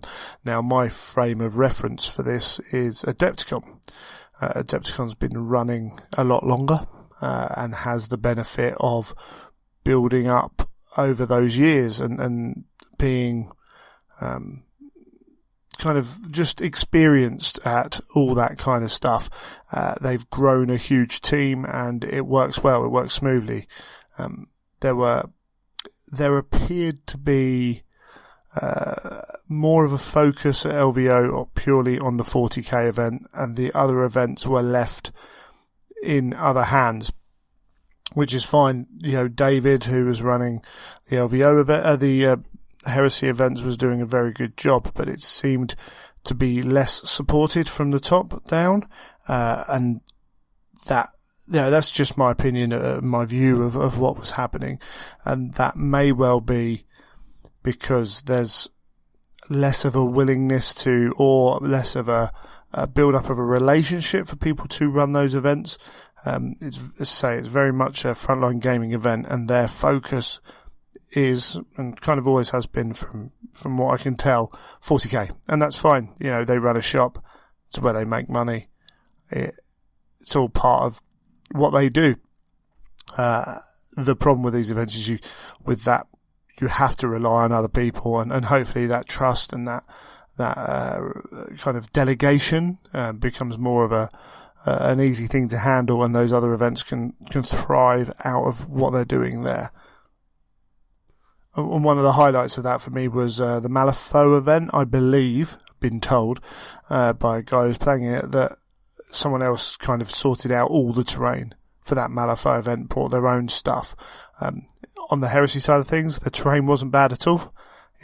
Some bits were better than others, but it was good terrain for an event like that. Sometimes it's lacking. It was good. So it's not like they were completely left to their own devices to try and sort that out. It was a good event. So I just want to kind of make sure I'm not disparaging what effort the guys put in. But it's little things like we had one Heresy event to play for the main days. They had a big mega battle on the Friday. They had stuff going on, but the main event was 30k championships. Now, for however it occurred, the boys at the Golden Throne came in and helped out by running a 30k narrative, and I'm sure those guys will talk about how that's done. How that came about, should I say. As soon as that was announced, I and it seems like 15 other people, we had about 16 players, jumped from the championships into the narrative. Now, that's not to disparage the championships. That's cool. A lot of people seem to have fun playing in that. For me, I wanted to draw away from any real competitive element, and so the narrative becomes perfect. Travelling from England, I had the idea that I wanted to bring an army which wouldn't get damaged. Having travelled to Adepticon, things like Vorax and Castellax, with their relatively small contact points they have, and their top-heavy models, things like that, and just the nature of Mechanicum having a lot of pointy bits, they can break fairly easily. I wanted to bring an army that fit in 1KR case and would survive the trip with, the best possible chance of surviving the trip. And so I decided to settle on an army that was mainly Thalax and Ursarax and Myrmidons, because they're all just just that little bit bigger than the Space Marines. They can fit in the foam nice and easy, and they're not going to get bashed around. I don't have to put anything in the hold. So this would mean that potentially I'm not going to be as refined a list as possibly could be. There are ways of making armies like that. I had to deal with what I had within reason, had a little bit of time to paint a few characters, but it would restrict my army to being, less than optimal, which is fine. Playing in the narrative, it's not a problem. Tried to make sure I could still handle a few things, bits and pieces. What we ended up with was a list that had not many shots, but those shots were quite quality, which ultimately means you're relying on dice, which is always a fun thing to do. They're always going to bite you in the rear when you do that. Now, the guys came up with scenarios to play and threw in some interesting rules on those scenarios as well. I've talked to the guys. I really enjoyed what they were trying to do. The games were fun. I played 5 really cool opponents. One of them twice, in fact, because we did 4 games and a doubles at the end. Had really good fun. Didn't feel that necessarily that any of the armies completely outmatched me. There was some tough stuff there, but I think my experience proves that it almost doesn't matter how you try and level it. There will always be inconsistencies in matchups between armies, and that's the nature of the rule set and the game we have, which isn't necessarily an issue, but it's something that we should be aware of. So I'll go through my list, a rough idea of my list and what I had. Now, I ran a auto reductor list because there were no real benefits from me staying Tagmata. I could kind of make the army I wanted to make going reductor, and it also gave me the advantage of being able essentially to move through cover and things like that for ruins and that kind of terrain, which, bearing in mind the army I was bringing, I thought, that's fine to be a little bit cheeky like that. I'm going to need those little bits of an advantage, otherwise I could get screwed over very easily. I had him with a photon thruster. Also, his ability to add 1 to the damage roll against vehicles, really potentially very useful. I had a Magos Prime with a photon thruster. The main thing about it, he had all the toys, Paragon Blade, all that jazz. Very rarely lives up to the reputation that he's developed. But he came with the Ordinator rule. So again, I'm trying to kill tanks for those who aren't aware. Basically, it gives you armor bane. So you're rolling an extra dice on all your attacks against vehicles. And when you give them a photon thruster, which is strength 6 lance weapon, that means you're always needing 6 or more to glance, except for flare shields, 7 or more to glance. With the armor bane special rule, means you're hitting that more often than not. Just depends on the dice rolls. And I had another Magos Prime with a jetpack, power fist and chain fist. 3 units of Thalax, 2 photon thrusters and 1 multi-melter. Cool, they're my scoring troops. 20 Thalax to take up some wounds. Took my Myrmidon Secutors, 3 of them with graviton guns for the haywire. 6 Ursarax, because they're awesome and they can, when they work well, they work so very, very well. And at least two or three of the opponents I was playing was aware of what they can do, and played with that in mind. And I took 5 Myrmidons. Now we weren't using the FAQ document that Forge World showed off at the event, so these were the middle of the road guns, shall we say, they're least effective. I took Graviton on them, just because I wasn't too bothered. And they can still kill things like Terminators. Becomes very dicey because of the nature of strength tests, things like that. But, cool, whatever. I wasn't that worried. We'd take them along and see how they do, that kind of thing. So that was the list. It's quite small. The Thalax can move about, jump about a lot, but what it doesn't do is put out hundreds of shots at long range. So it becomes quite limited in that respect, which is why, as I say, I took the other bits and pieces to try and amplify the ability for when I did hurt vehicles, that I can maybe get through them. Unfortunately, generally over the weekend, my dice weren't too hot in that respect, and some of that heavy lifting wasn't there. The final model I did have was a Knight Errant, and I had a Librarian, which I took telepathy for. Again, that's one instance where I was like, I won't do what everyone else does. I'll take telepathy. It's got mind how it's got some good powers in telepathy. Unfortunately, if you don't roll well on which powers you've got, with only 2 powers to choose from, there are some not so good stuff in that. And on reflection, maybe I should have chosen Biomancy or something else. But, these things happen. It could have been really good, but and it was not like it was unhelpful all the time. There was stuff you could do, but it was limited, shall we say. The event was 5 games. My first game was against Short Shorts himself, Jonathan, who's been on Boys That Go on Throne, one of the crew.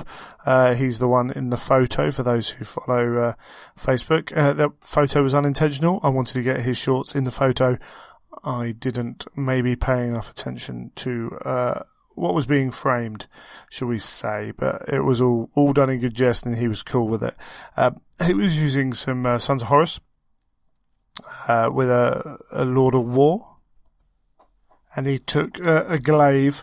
He had a Spartan, a Rhino, Rhino, and another Land Raider, and Justarin.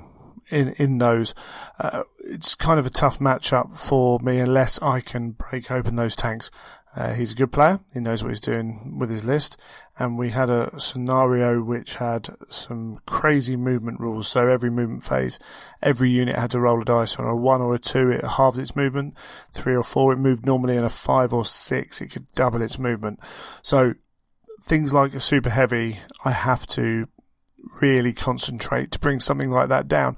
In my warm-up game, I managed to take a Mastodon down in 1 round of shooting and combat, so 1 whole turn, player turn. It can be done, but it needs multiple units working together to do so. What happened was my Ursarax, who have the ability to get a first turn charge in this scenario because of those movement rules, managed to roll half movement almost every time they rolled. Essentially all that did was left them hanging in the breeze and meant they got wiped out fairly quickly. Essentially that same thing happened across the army. The Thalax there were too many good quality of shots coming in, taking off wounds. The Justarin didn't really have to do too much. The tanks and the troops were doing the job that was required. It was one of those games that just didn't get much luck. My Warlord has regularly performed for me in taking out those tanks. Sorry, not my Warlord, the Archmagos Prime. And this game just couldn't roll above a 6 on 2 dice in I don't know how many shots. And that happens. This is the kind of thing, as I say, when you take this kind of army, every now and then you just have those games where it doesn't work and you haven't got the quantity of shots to make up for it. In fact, I think it was this game, to sum it up, John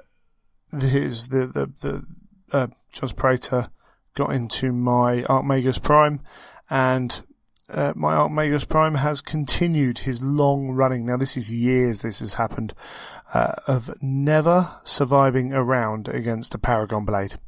It doesn't matter how many attacks are coming at me, it doesn't matter how many hits are done, there's always at least 1/6, and I always fail the 3-up invulnerable that he has. So, straight down the toilet. But it was one of those games. It was really good fun, really cool to play, John. I only wish I could have played a bit of a better game against him. But there we go, starting off the weekend with a loss, but having fun, and it was fun. It was really good, so that's always a good thing. Game 2, I played Charles, bought his Thousand Suns. He normally plays like Zone Mortalis type forces games, so he was a guy who was getting used to the larger scale, using Magnus, which is always good fun. There was Sekhmet in there. It was an army that was seen to be more powerful. He could have made it a lot worse. This was all marching across the table. There was no deep striking, no attempts, nothing there to make sure that pressure was put on way earlier. We had Biomancy Magnus making his troops very tough. There was a couple of the Siren Dreadnoughts in there. And again, the weapons I've got, strength 6 AP2 a lot of the time. So Sekhmet become a very, very durable when they've got endurance on them. The ability to shrug off, huge amounts of damage coming at them, and I can't put huge amounts in, I can put regular amounts in. My saving grace in this game was rolling D3 on Infiltrate for Warlord traits, which meant it was Relic, and I could grab that Relic first turn and run away with it. And I got pretty much smashed off the table, left with, I think, 2 units alive, but managed to win the game. Whilst the Thousand Suns slowly marched across the table. The Ursaraks did their thing. They smashed up a unit and got absolutely ruined in return. The ability to put force on Sekhmet and, to be as durable as well means normally against Terminators, the Ursaraks can deal enough damage that if they die, they've left that unit at the brink of death. But against those Sekhmet with endurance and that, they nothing. They were completely blown apart. But that's part of the fun.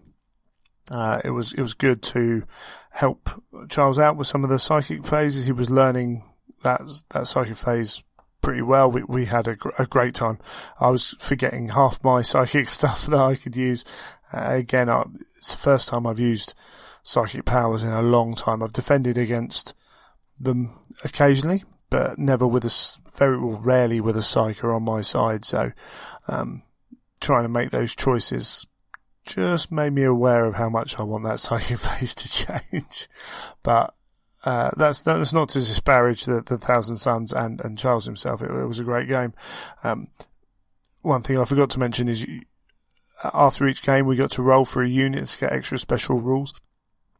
And the first game, my Ursaraks come out with Hatred, which is like the perfect thing for Ursaraks to have. So when they did go in and slaughter a attack squad, I was feeling quite proud until the next moment when they absolutely got murderized. But Magnus ended this game with, I think the only wounds he took were his multiple Perils of the Warp tests that he was taking.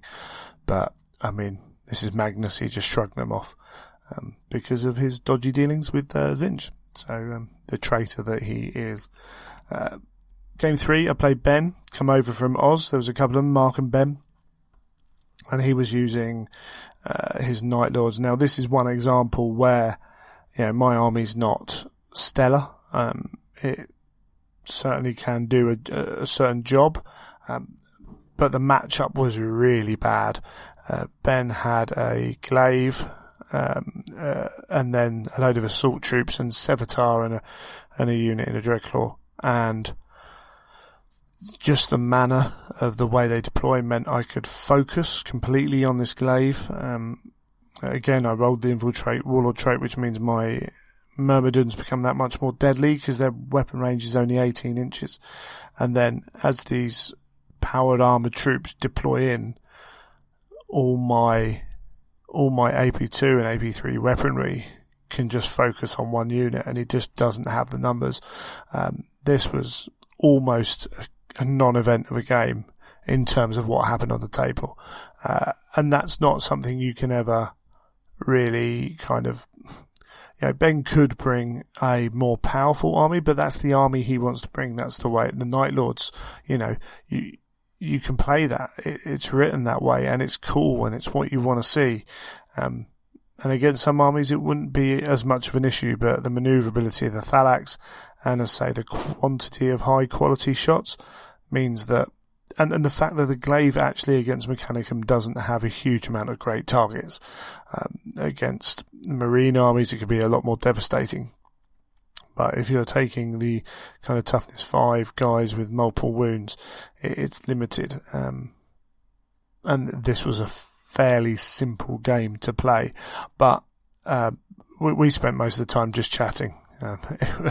It was fantastic to talk to someone from a very different scene. We're meeting kind of halfway, as it were. I think they had a 14-hour flight and I had a 10.5-hour flight. And it was just great fun. A great way to end the first day, nice and chilled and relaxed. So, wonderful to speak to Ben like that. And then game 4, I played, Andrew. There's a guy who again, knows what he's doing. Andrew was using Night Lords again.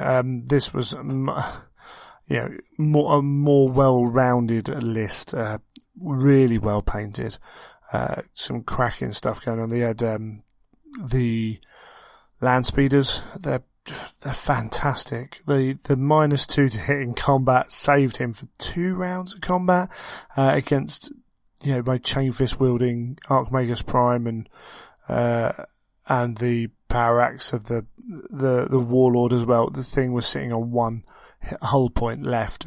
You just can't attack it. The grav wash rule is, for a model that's so cheap, even just as a flying around shooting base, it's a really good value model.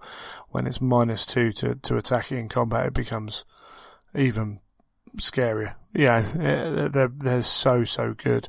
And again, this was one where my anti-tank guns weren't really doing the job.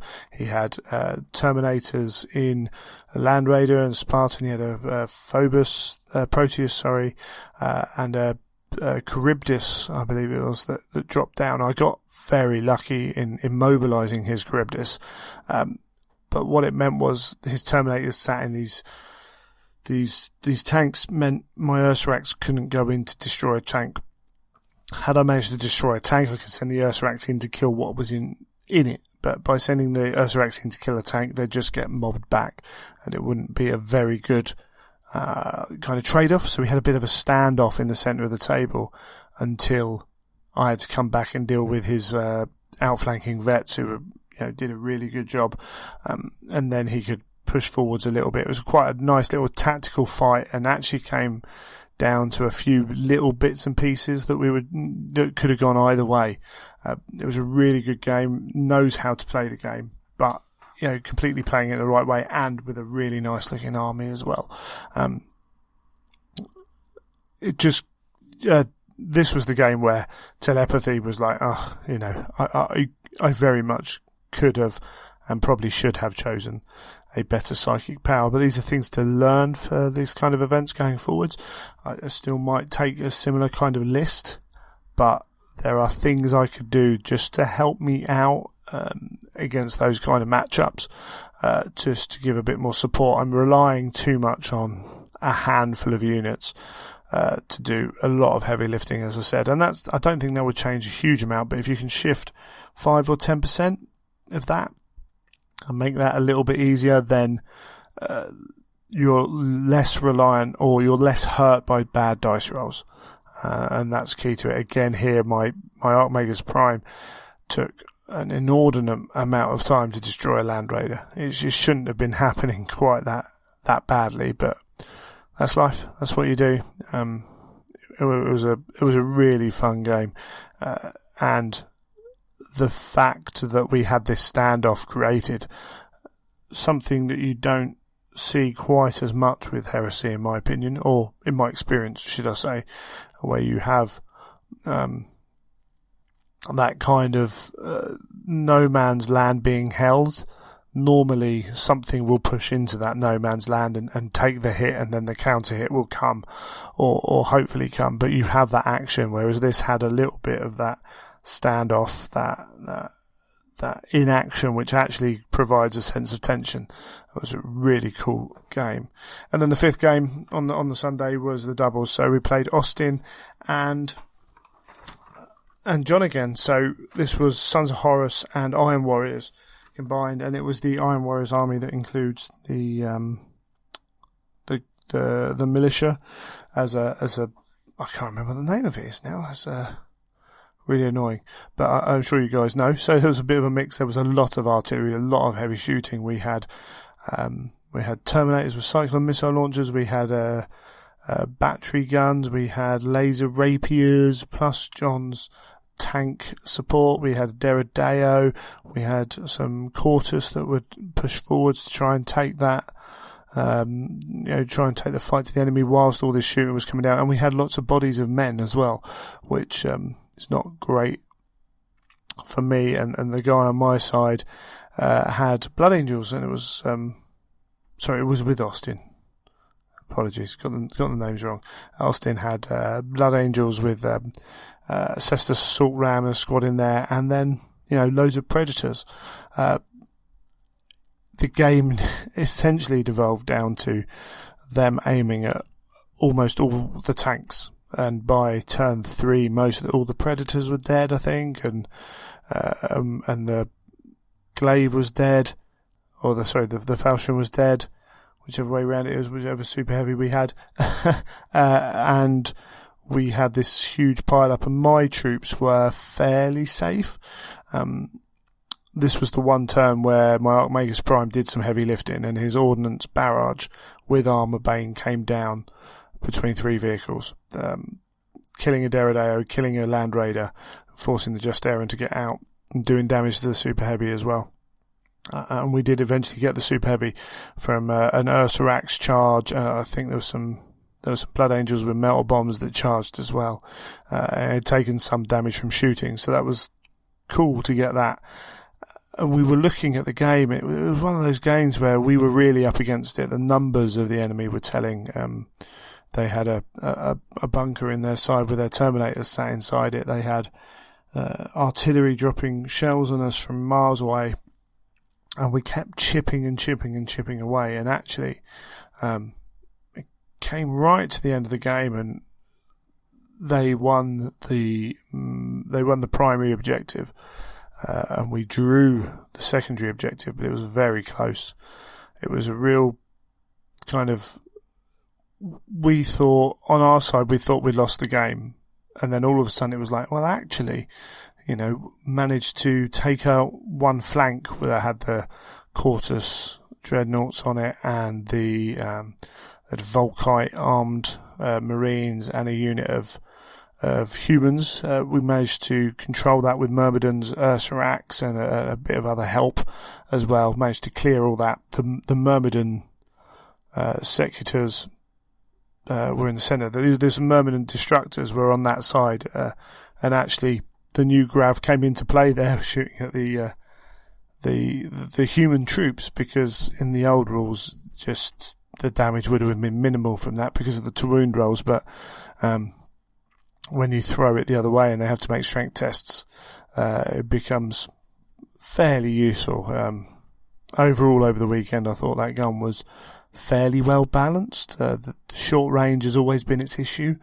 When we use the rules where it can damage vehicles and becomes a little bit better, 35 points is a lot. There might be a better option for that unit, but actually it's not like it's completely dismissible. I think there are times when it could really be well used. So we took that one flank, and on the other side, the poor Blood Angels took an absolute battering. Even the Cestus Assault Ram coming in just got absolutely splattered. It was only the command squad which really saved the day, and that spent a lot of time in combat with a lot of units. The outflanking Sons of Horus kind of saved their day, coming on the back, finishing, wiping off a few units and holding objectives, or the objective in this case being in opponent territory.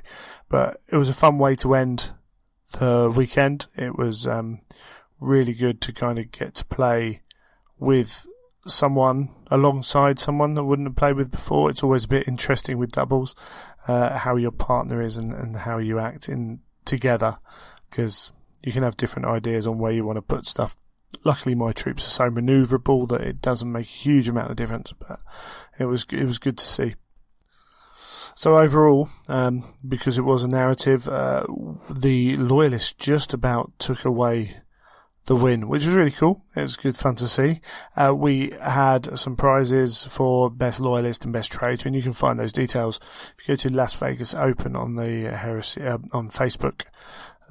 Las Vegas Heresy, I think it is Las Vegas Open Heresy. I'll double check and put a link in the show notes. If you go there, you can find out who won what awards for the event. There were some really nice looking armies there. There was some cool players.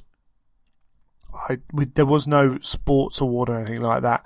I think for a narrative, I'm still unsure of best traitor, best loyalist, the kind of value of that, because that could lead to problems. It didn't. I don't think it did at all with the two players who won those in this event. But I think that there are potential issues with doing that. In terms of the gaming, the scenarios were quirky. Some of them, there were some based on what was going on from the rule books, and that's cool. There were lots of special rules thrown in. Some of them, as I say, that the first one where you can double your movement potentially means my Ursarax can move 24 inches in the first turn before charging. Had they been able to do so, had I got lucky, it's a 1 in 3 chance, then they probably would have destroyed a super heavy in the first turn. Personally, for me, I've no problem with throwing house rules in and throwing scenario rules in like that. I do think if they go that far, that's possibly too much. The issue is, and it didn't happen in that game, the issue is if I do that and blow someone's super heavy up in the first turn, that's it, particularly in a 2,500 point game. That's a big swing, and that's that person's toy, that they don't get to use. And it can happen. You can have that destroyed, but to have it done because of a special rule in a game could cause some issues. I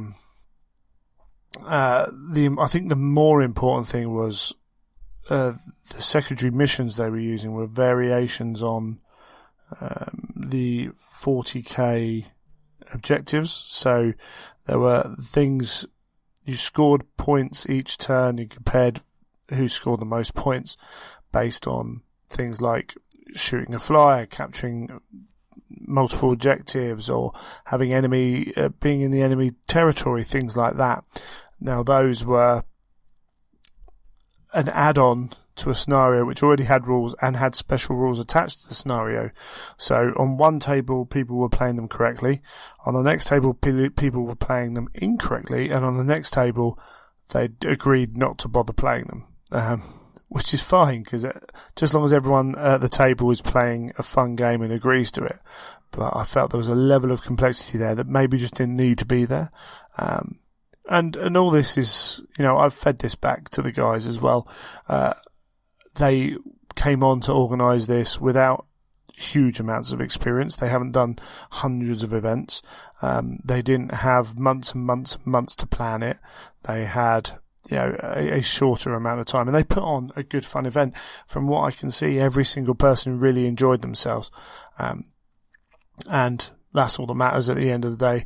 I was asked how I played certain rules there in returns in terms of the special rules that were given at the event. And my answers were, if you don't want to do them, then cool, whatever, just as long as we both have fun. That's all that matters to me. So yeah, I would, if I was them, I would revise that just a touch. You know, you don't want to take away all that fun, but you maybe just want to put it into a more of a balanced place. And the other thing that I think they will improve on, as I say, this was, you know, thrown on them a little bit, or not thrown on them, but they took it on without the length of notice that you would maybe desire, is to build the narrative in the event. We had a report on who won, and we had a little bit on the scenario of what was going on in the games. But in between the games, when something's happened, there is potential for more information to be given out. That's something I know I could even do better at as well. Now, I've been informed that, and that's been feedback. I always do a little bit of a piece about what's happening in that scenario and exactly kind of how that feeds into the next game. But overall, for a Heresy event, I thought it was fantastic. The event itself, as the LVO, it had a small amount of it had a small trader stand area with some bits and pieces going on, which looked to be mixed in how well it was supported. This event is very focused on the gaming, and that period of time during the day, so Age of Sigmar played 4 games on the Saturday, I think. Other people were doing the same. There isn't a huge amount of time during those kind of office hours, 9 to 5, if you will, where you can go and look around those bits and pieces. And at $40 just to enter the area, you don't get a huge amount of people kind of popping along to have a look. So it seemed to be not that well supported from a customer point of view, except for Forge World, Games Workshop / Forge World stand and the old, the bits sellers.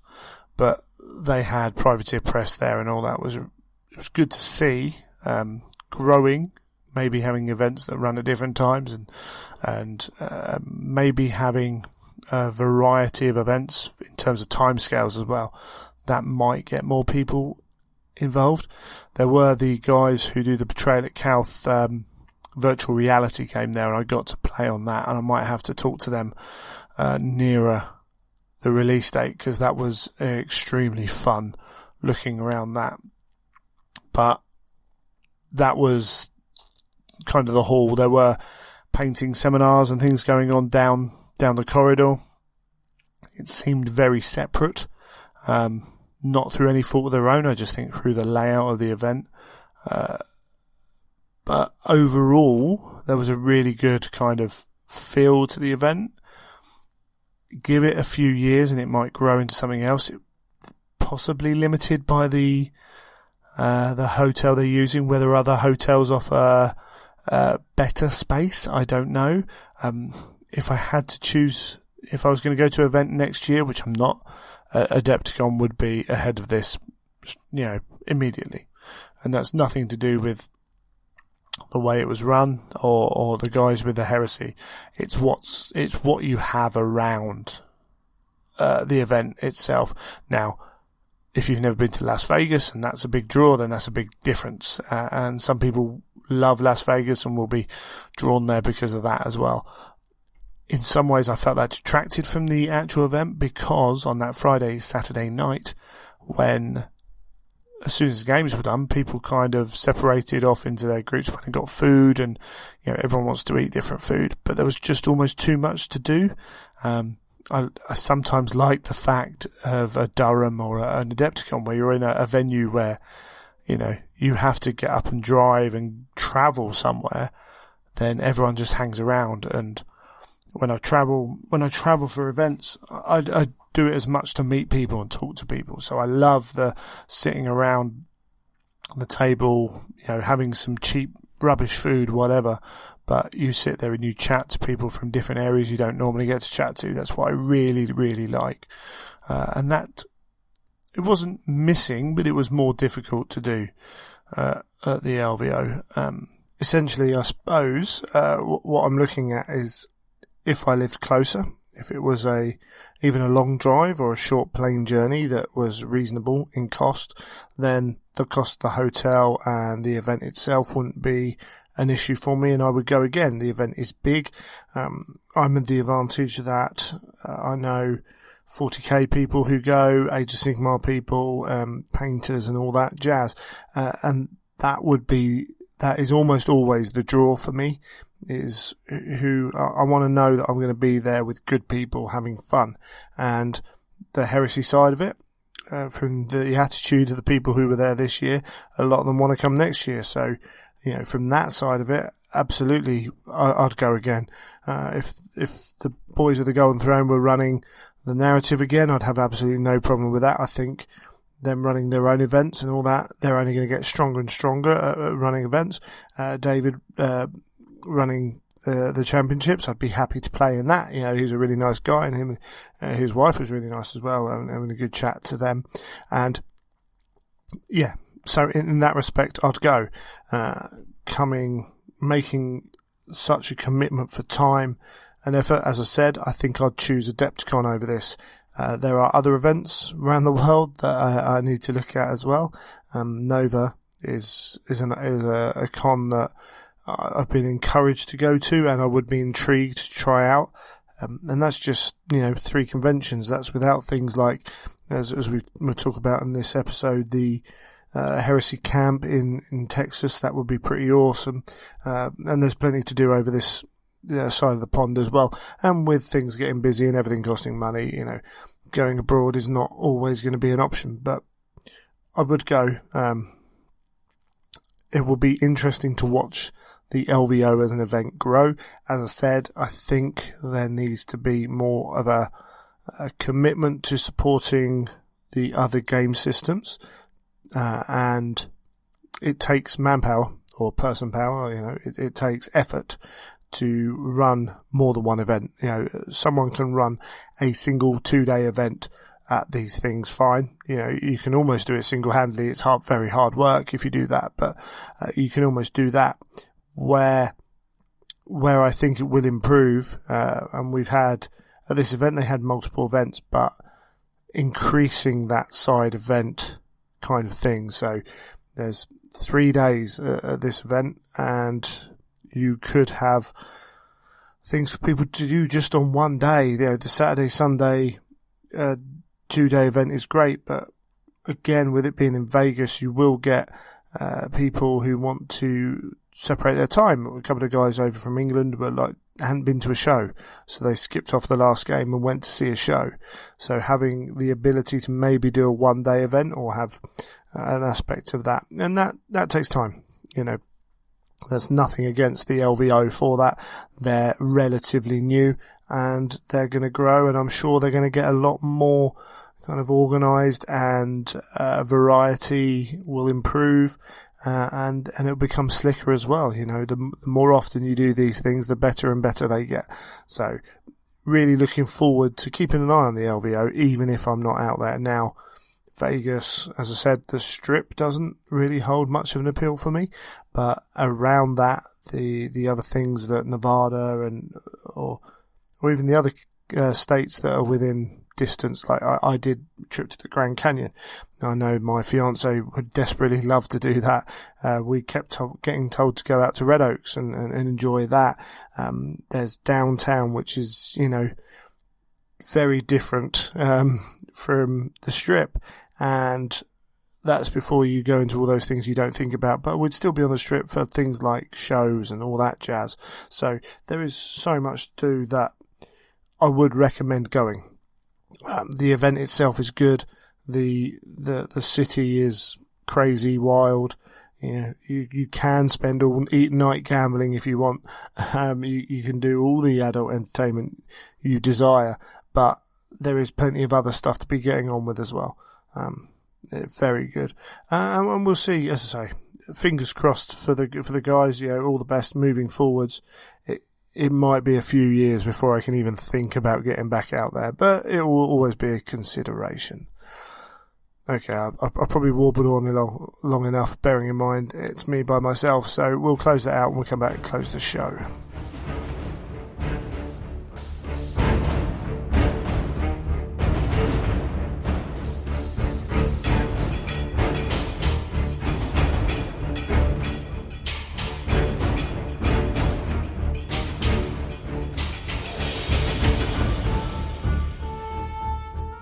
and you made it to the end of another show. Once again, thank you for bearing with us. The slight delay, I know it's only a day or so, but it annoys me that we have to do it. But unfortunately, real life gets in the way. Las Vegas ate up a considerable amount of time, as did, coming off the back of getting a lot of things sorted. Personally, lots of little bits and things that take time and take time away from podcasting and hobbying, actually, as well. I have got a busy month or a few months ahead with events, but the time between those events is much less busy than it has been, so we should be back onto a regular schedule and having more of the structured podcast that we've had over the last few months. That should be returning.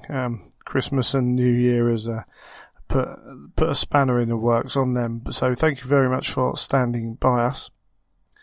I also want to say a thank you for all those people who've looked at the Patreon and adjusted their support. For just as a reminder, for those who don't know or forgotten, Patreon is essentially a tip jar for content creators, and we've changed to once a month payment. So you will be charged once a month for supporting any of the shows I produce, and we give rewards for that, and we set goals. Those goals need to be adjusted. The rewards, I think, are fine, and we'll review them going forwards, and hopefully fairly soon we'll have the first of the giveaways that we're going to do for Patreon only supporters. But it all helps pay for the show, and it's all very greatly received. And if you haven't checked the Patreon recently and you support us and you want to maybe just adjust your Patreon level, then feel free to go and have a look. Again, a massive thanks for those who've done that. With the Weekender coming up and with a few other events, just a reminder that most of the information, Twitter is it's a bit awkward. Facebook links to Twitter, but it doesn't link photos in the way it's done.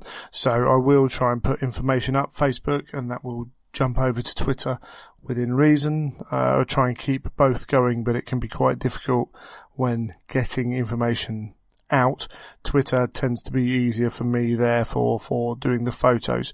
Maybe I'll work at getting someone who's not at the event, who's maybe got a little bit more time to then switch over. We'll see. I'll try and get them across both media platforms as I can, but we got the Weekender. There's going to be a lot of information that we'll be trying to put out in terms of non-heresy stuff. That tends to get put now on Fanatic Cast, at Fanatic Cast, trying to keep that off the heresy page. Yeah, because this is heresy, and there are people who only care about that in that respect, and that's fine. Some of it may appear on at Child of Fang as well. Kind of regretting not just having the Fanatic one on at Child of Fang, but it's cool to keep it a little bit separate. It means I can talk about the rubbish that I talk about still on my own personal feed, and people who don't want to listen to that can just focus on the podcast feeds they want. But as I say, we'll try and get that done, and that goes for events as well. When I'm away at events, I'm not the greatest at taking photos and things from events, but I'm going to try and get better at that over 2018, and we'll see how that goes. On top of that, if you've got any requests, any topic ideas, any questions for us on the show, or to make the show better, or just something you want to hear, then you can email Greg or Neil at theimperialtruth.com. So Greg at theimperialtruth.com or Neil at theimperialtruth.com. If you want more of Neil, that tends to be on Instagram, and as stated earlier on, he will be playing around with more of the Instagram live videos, which will be pretty cool, and hopefully we can get that up and running to a point where we can utilise that more for the show, not just his painting, but also maybe link that in with Google Hangouts, things like that moving forwards, which is something I want to do. And I also want to say a big thank you to just the guys from the Boys of the Golden Throne. They were running, as stated, they were running the Heresy of Narrative event at LVO, and they were great guys. It was really good to chat to them, and I think there's a recording that's going to appear on their show for better or worse, that's for sure. Also, Tony, I mentioned him briefly, for meeting me in Vegas, showing me around and treating me really, really well. Can't say thank you enough to Tony for that. And Kat and Caleb, so these are the guys who are running the paint course, CK Studios. They're coming over in May. If you haven't got a ticket, I think they're still available. So go to Facebook for CK Studios. I'll put the link in the show notes again. And having met those guys, those two, I'm really looking forward to this airbrush course now. I'm still a bit trepidatious about it, but they're wonderful people, and it should be a real blast as well. So if you're thinking about coming to that, even thinking about it, drop them a line, and you can ask them any questions you want. They'll ask them. They're really cool. Got on with them great, and as I say, it should be good fun. And then just to recap, we've got the Norwich Iceni Schism, Conflict Norwich Iceni Schism event going on. The notes are in the show notes for that. And Heresy Camp, run by some of the guys at Radio Free Istvan, if you're over Texas Way, or can travel there, because it's that kind of event where it is a destination event. So if I was only a short plane trip away, I'd be seriously tempted to jump on that, because that sounds like that could be great fun. And that's about all for all the shout outs. We talked early on in the news section about what we thought was going to happen at the Weekender. Well, Dawn's come out now, or Dawn's been revealed, should I say, and he, as being for sale at the Weekender. What a fantastic model. I'm sure Neil and I will talk a little bit about this in the next episode, but it's amazing, and kind of revising my original ideas about whether Valdor's going to be available now, because the announcement that Dawn's going to be there early on. I wonder if that's GW wanting to get ahead of all the shaky photos that will appear at the Weekender. He looks fantastic. I kind of want to jump on him and get the Primarchs, but I still haven't painted Russ yet. It's something that will have to wait in that respect, but Sam Egan for me has smashed it. Once again, the painting's phenomenal. I'm really looking forward to just everything that's coming out, really. It's a bit fanboyish, but that model's fantastic. It's making me look forward to Valdor even more, and the second Primarch that we're supposedly getting this year. So plenty of cool stuff going on, and hopefully we're going to be reporting back with loads of awesome stuff from the Weekender. Absolutely, really looking forward to it. And then finally, before we go, because Neil's got nothing to add to this section, the London Heresy's approaching. I'm going to get working hard on finalising bits from that. I've been thinking about ideas that I've seen at various events and all kinds of stuff, and trying to get the organisation ahead of the game on that one, because of the numbers involved and the variety that we might get there.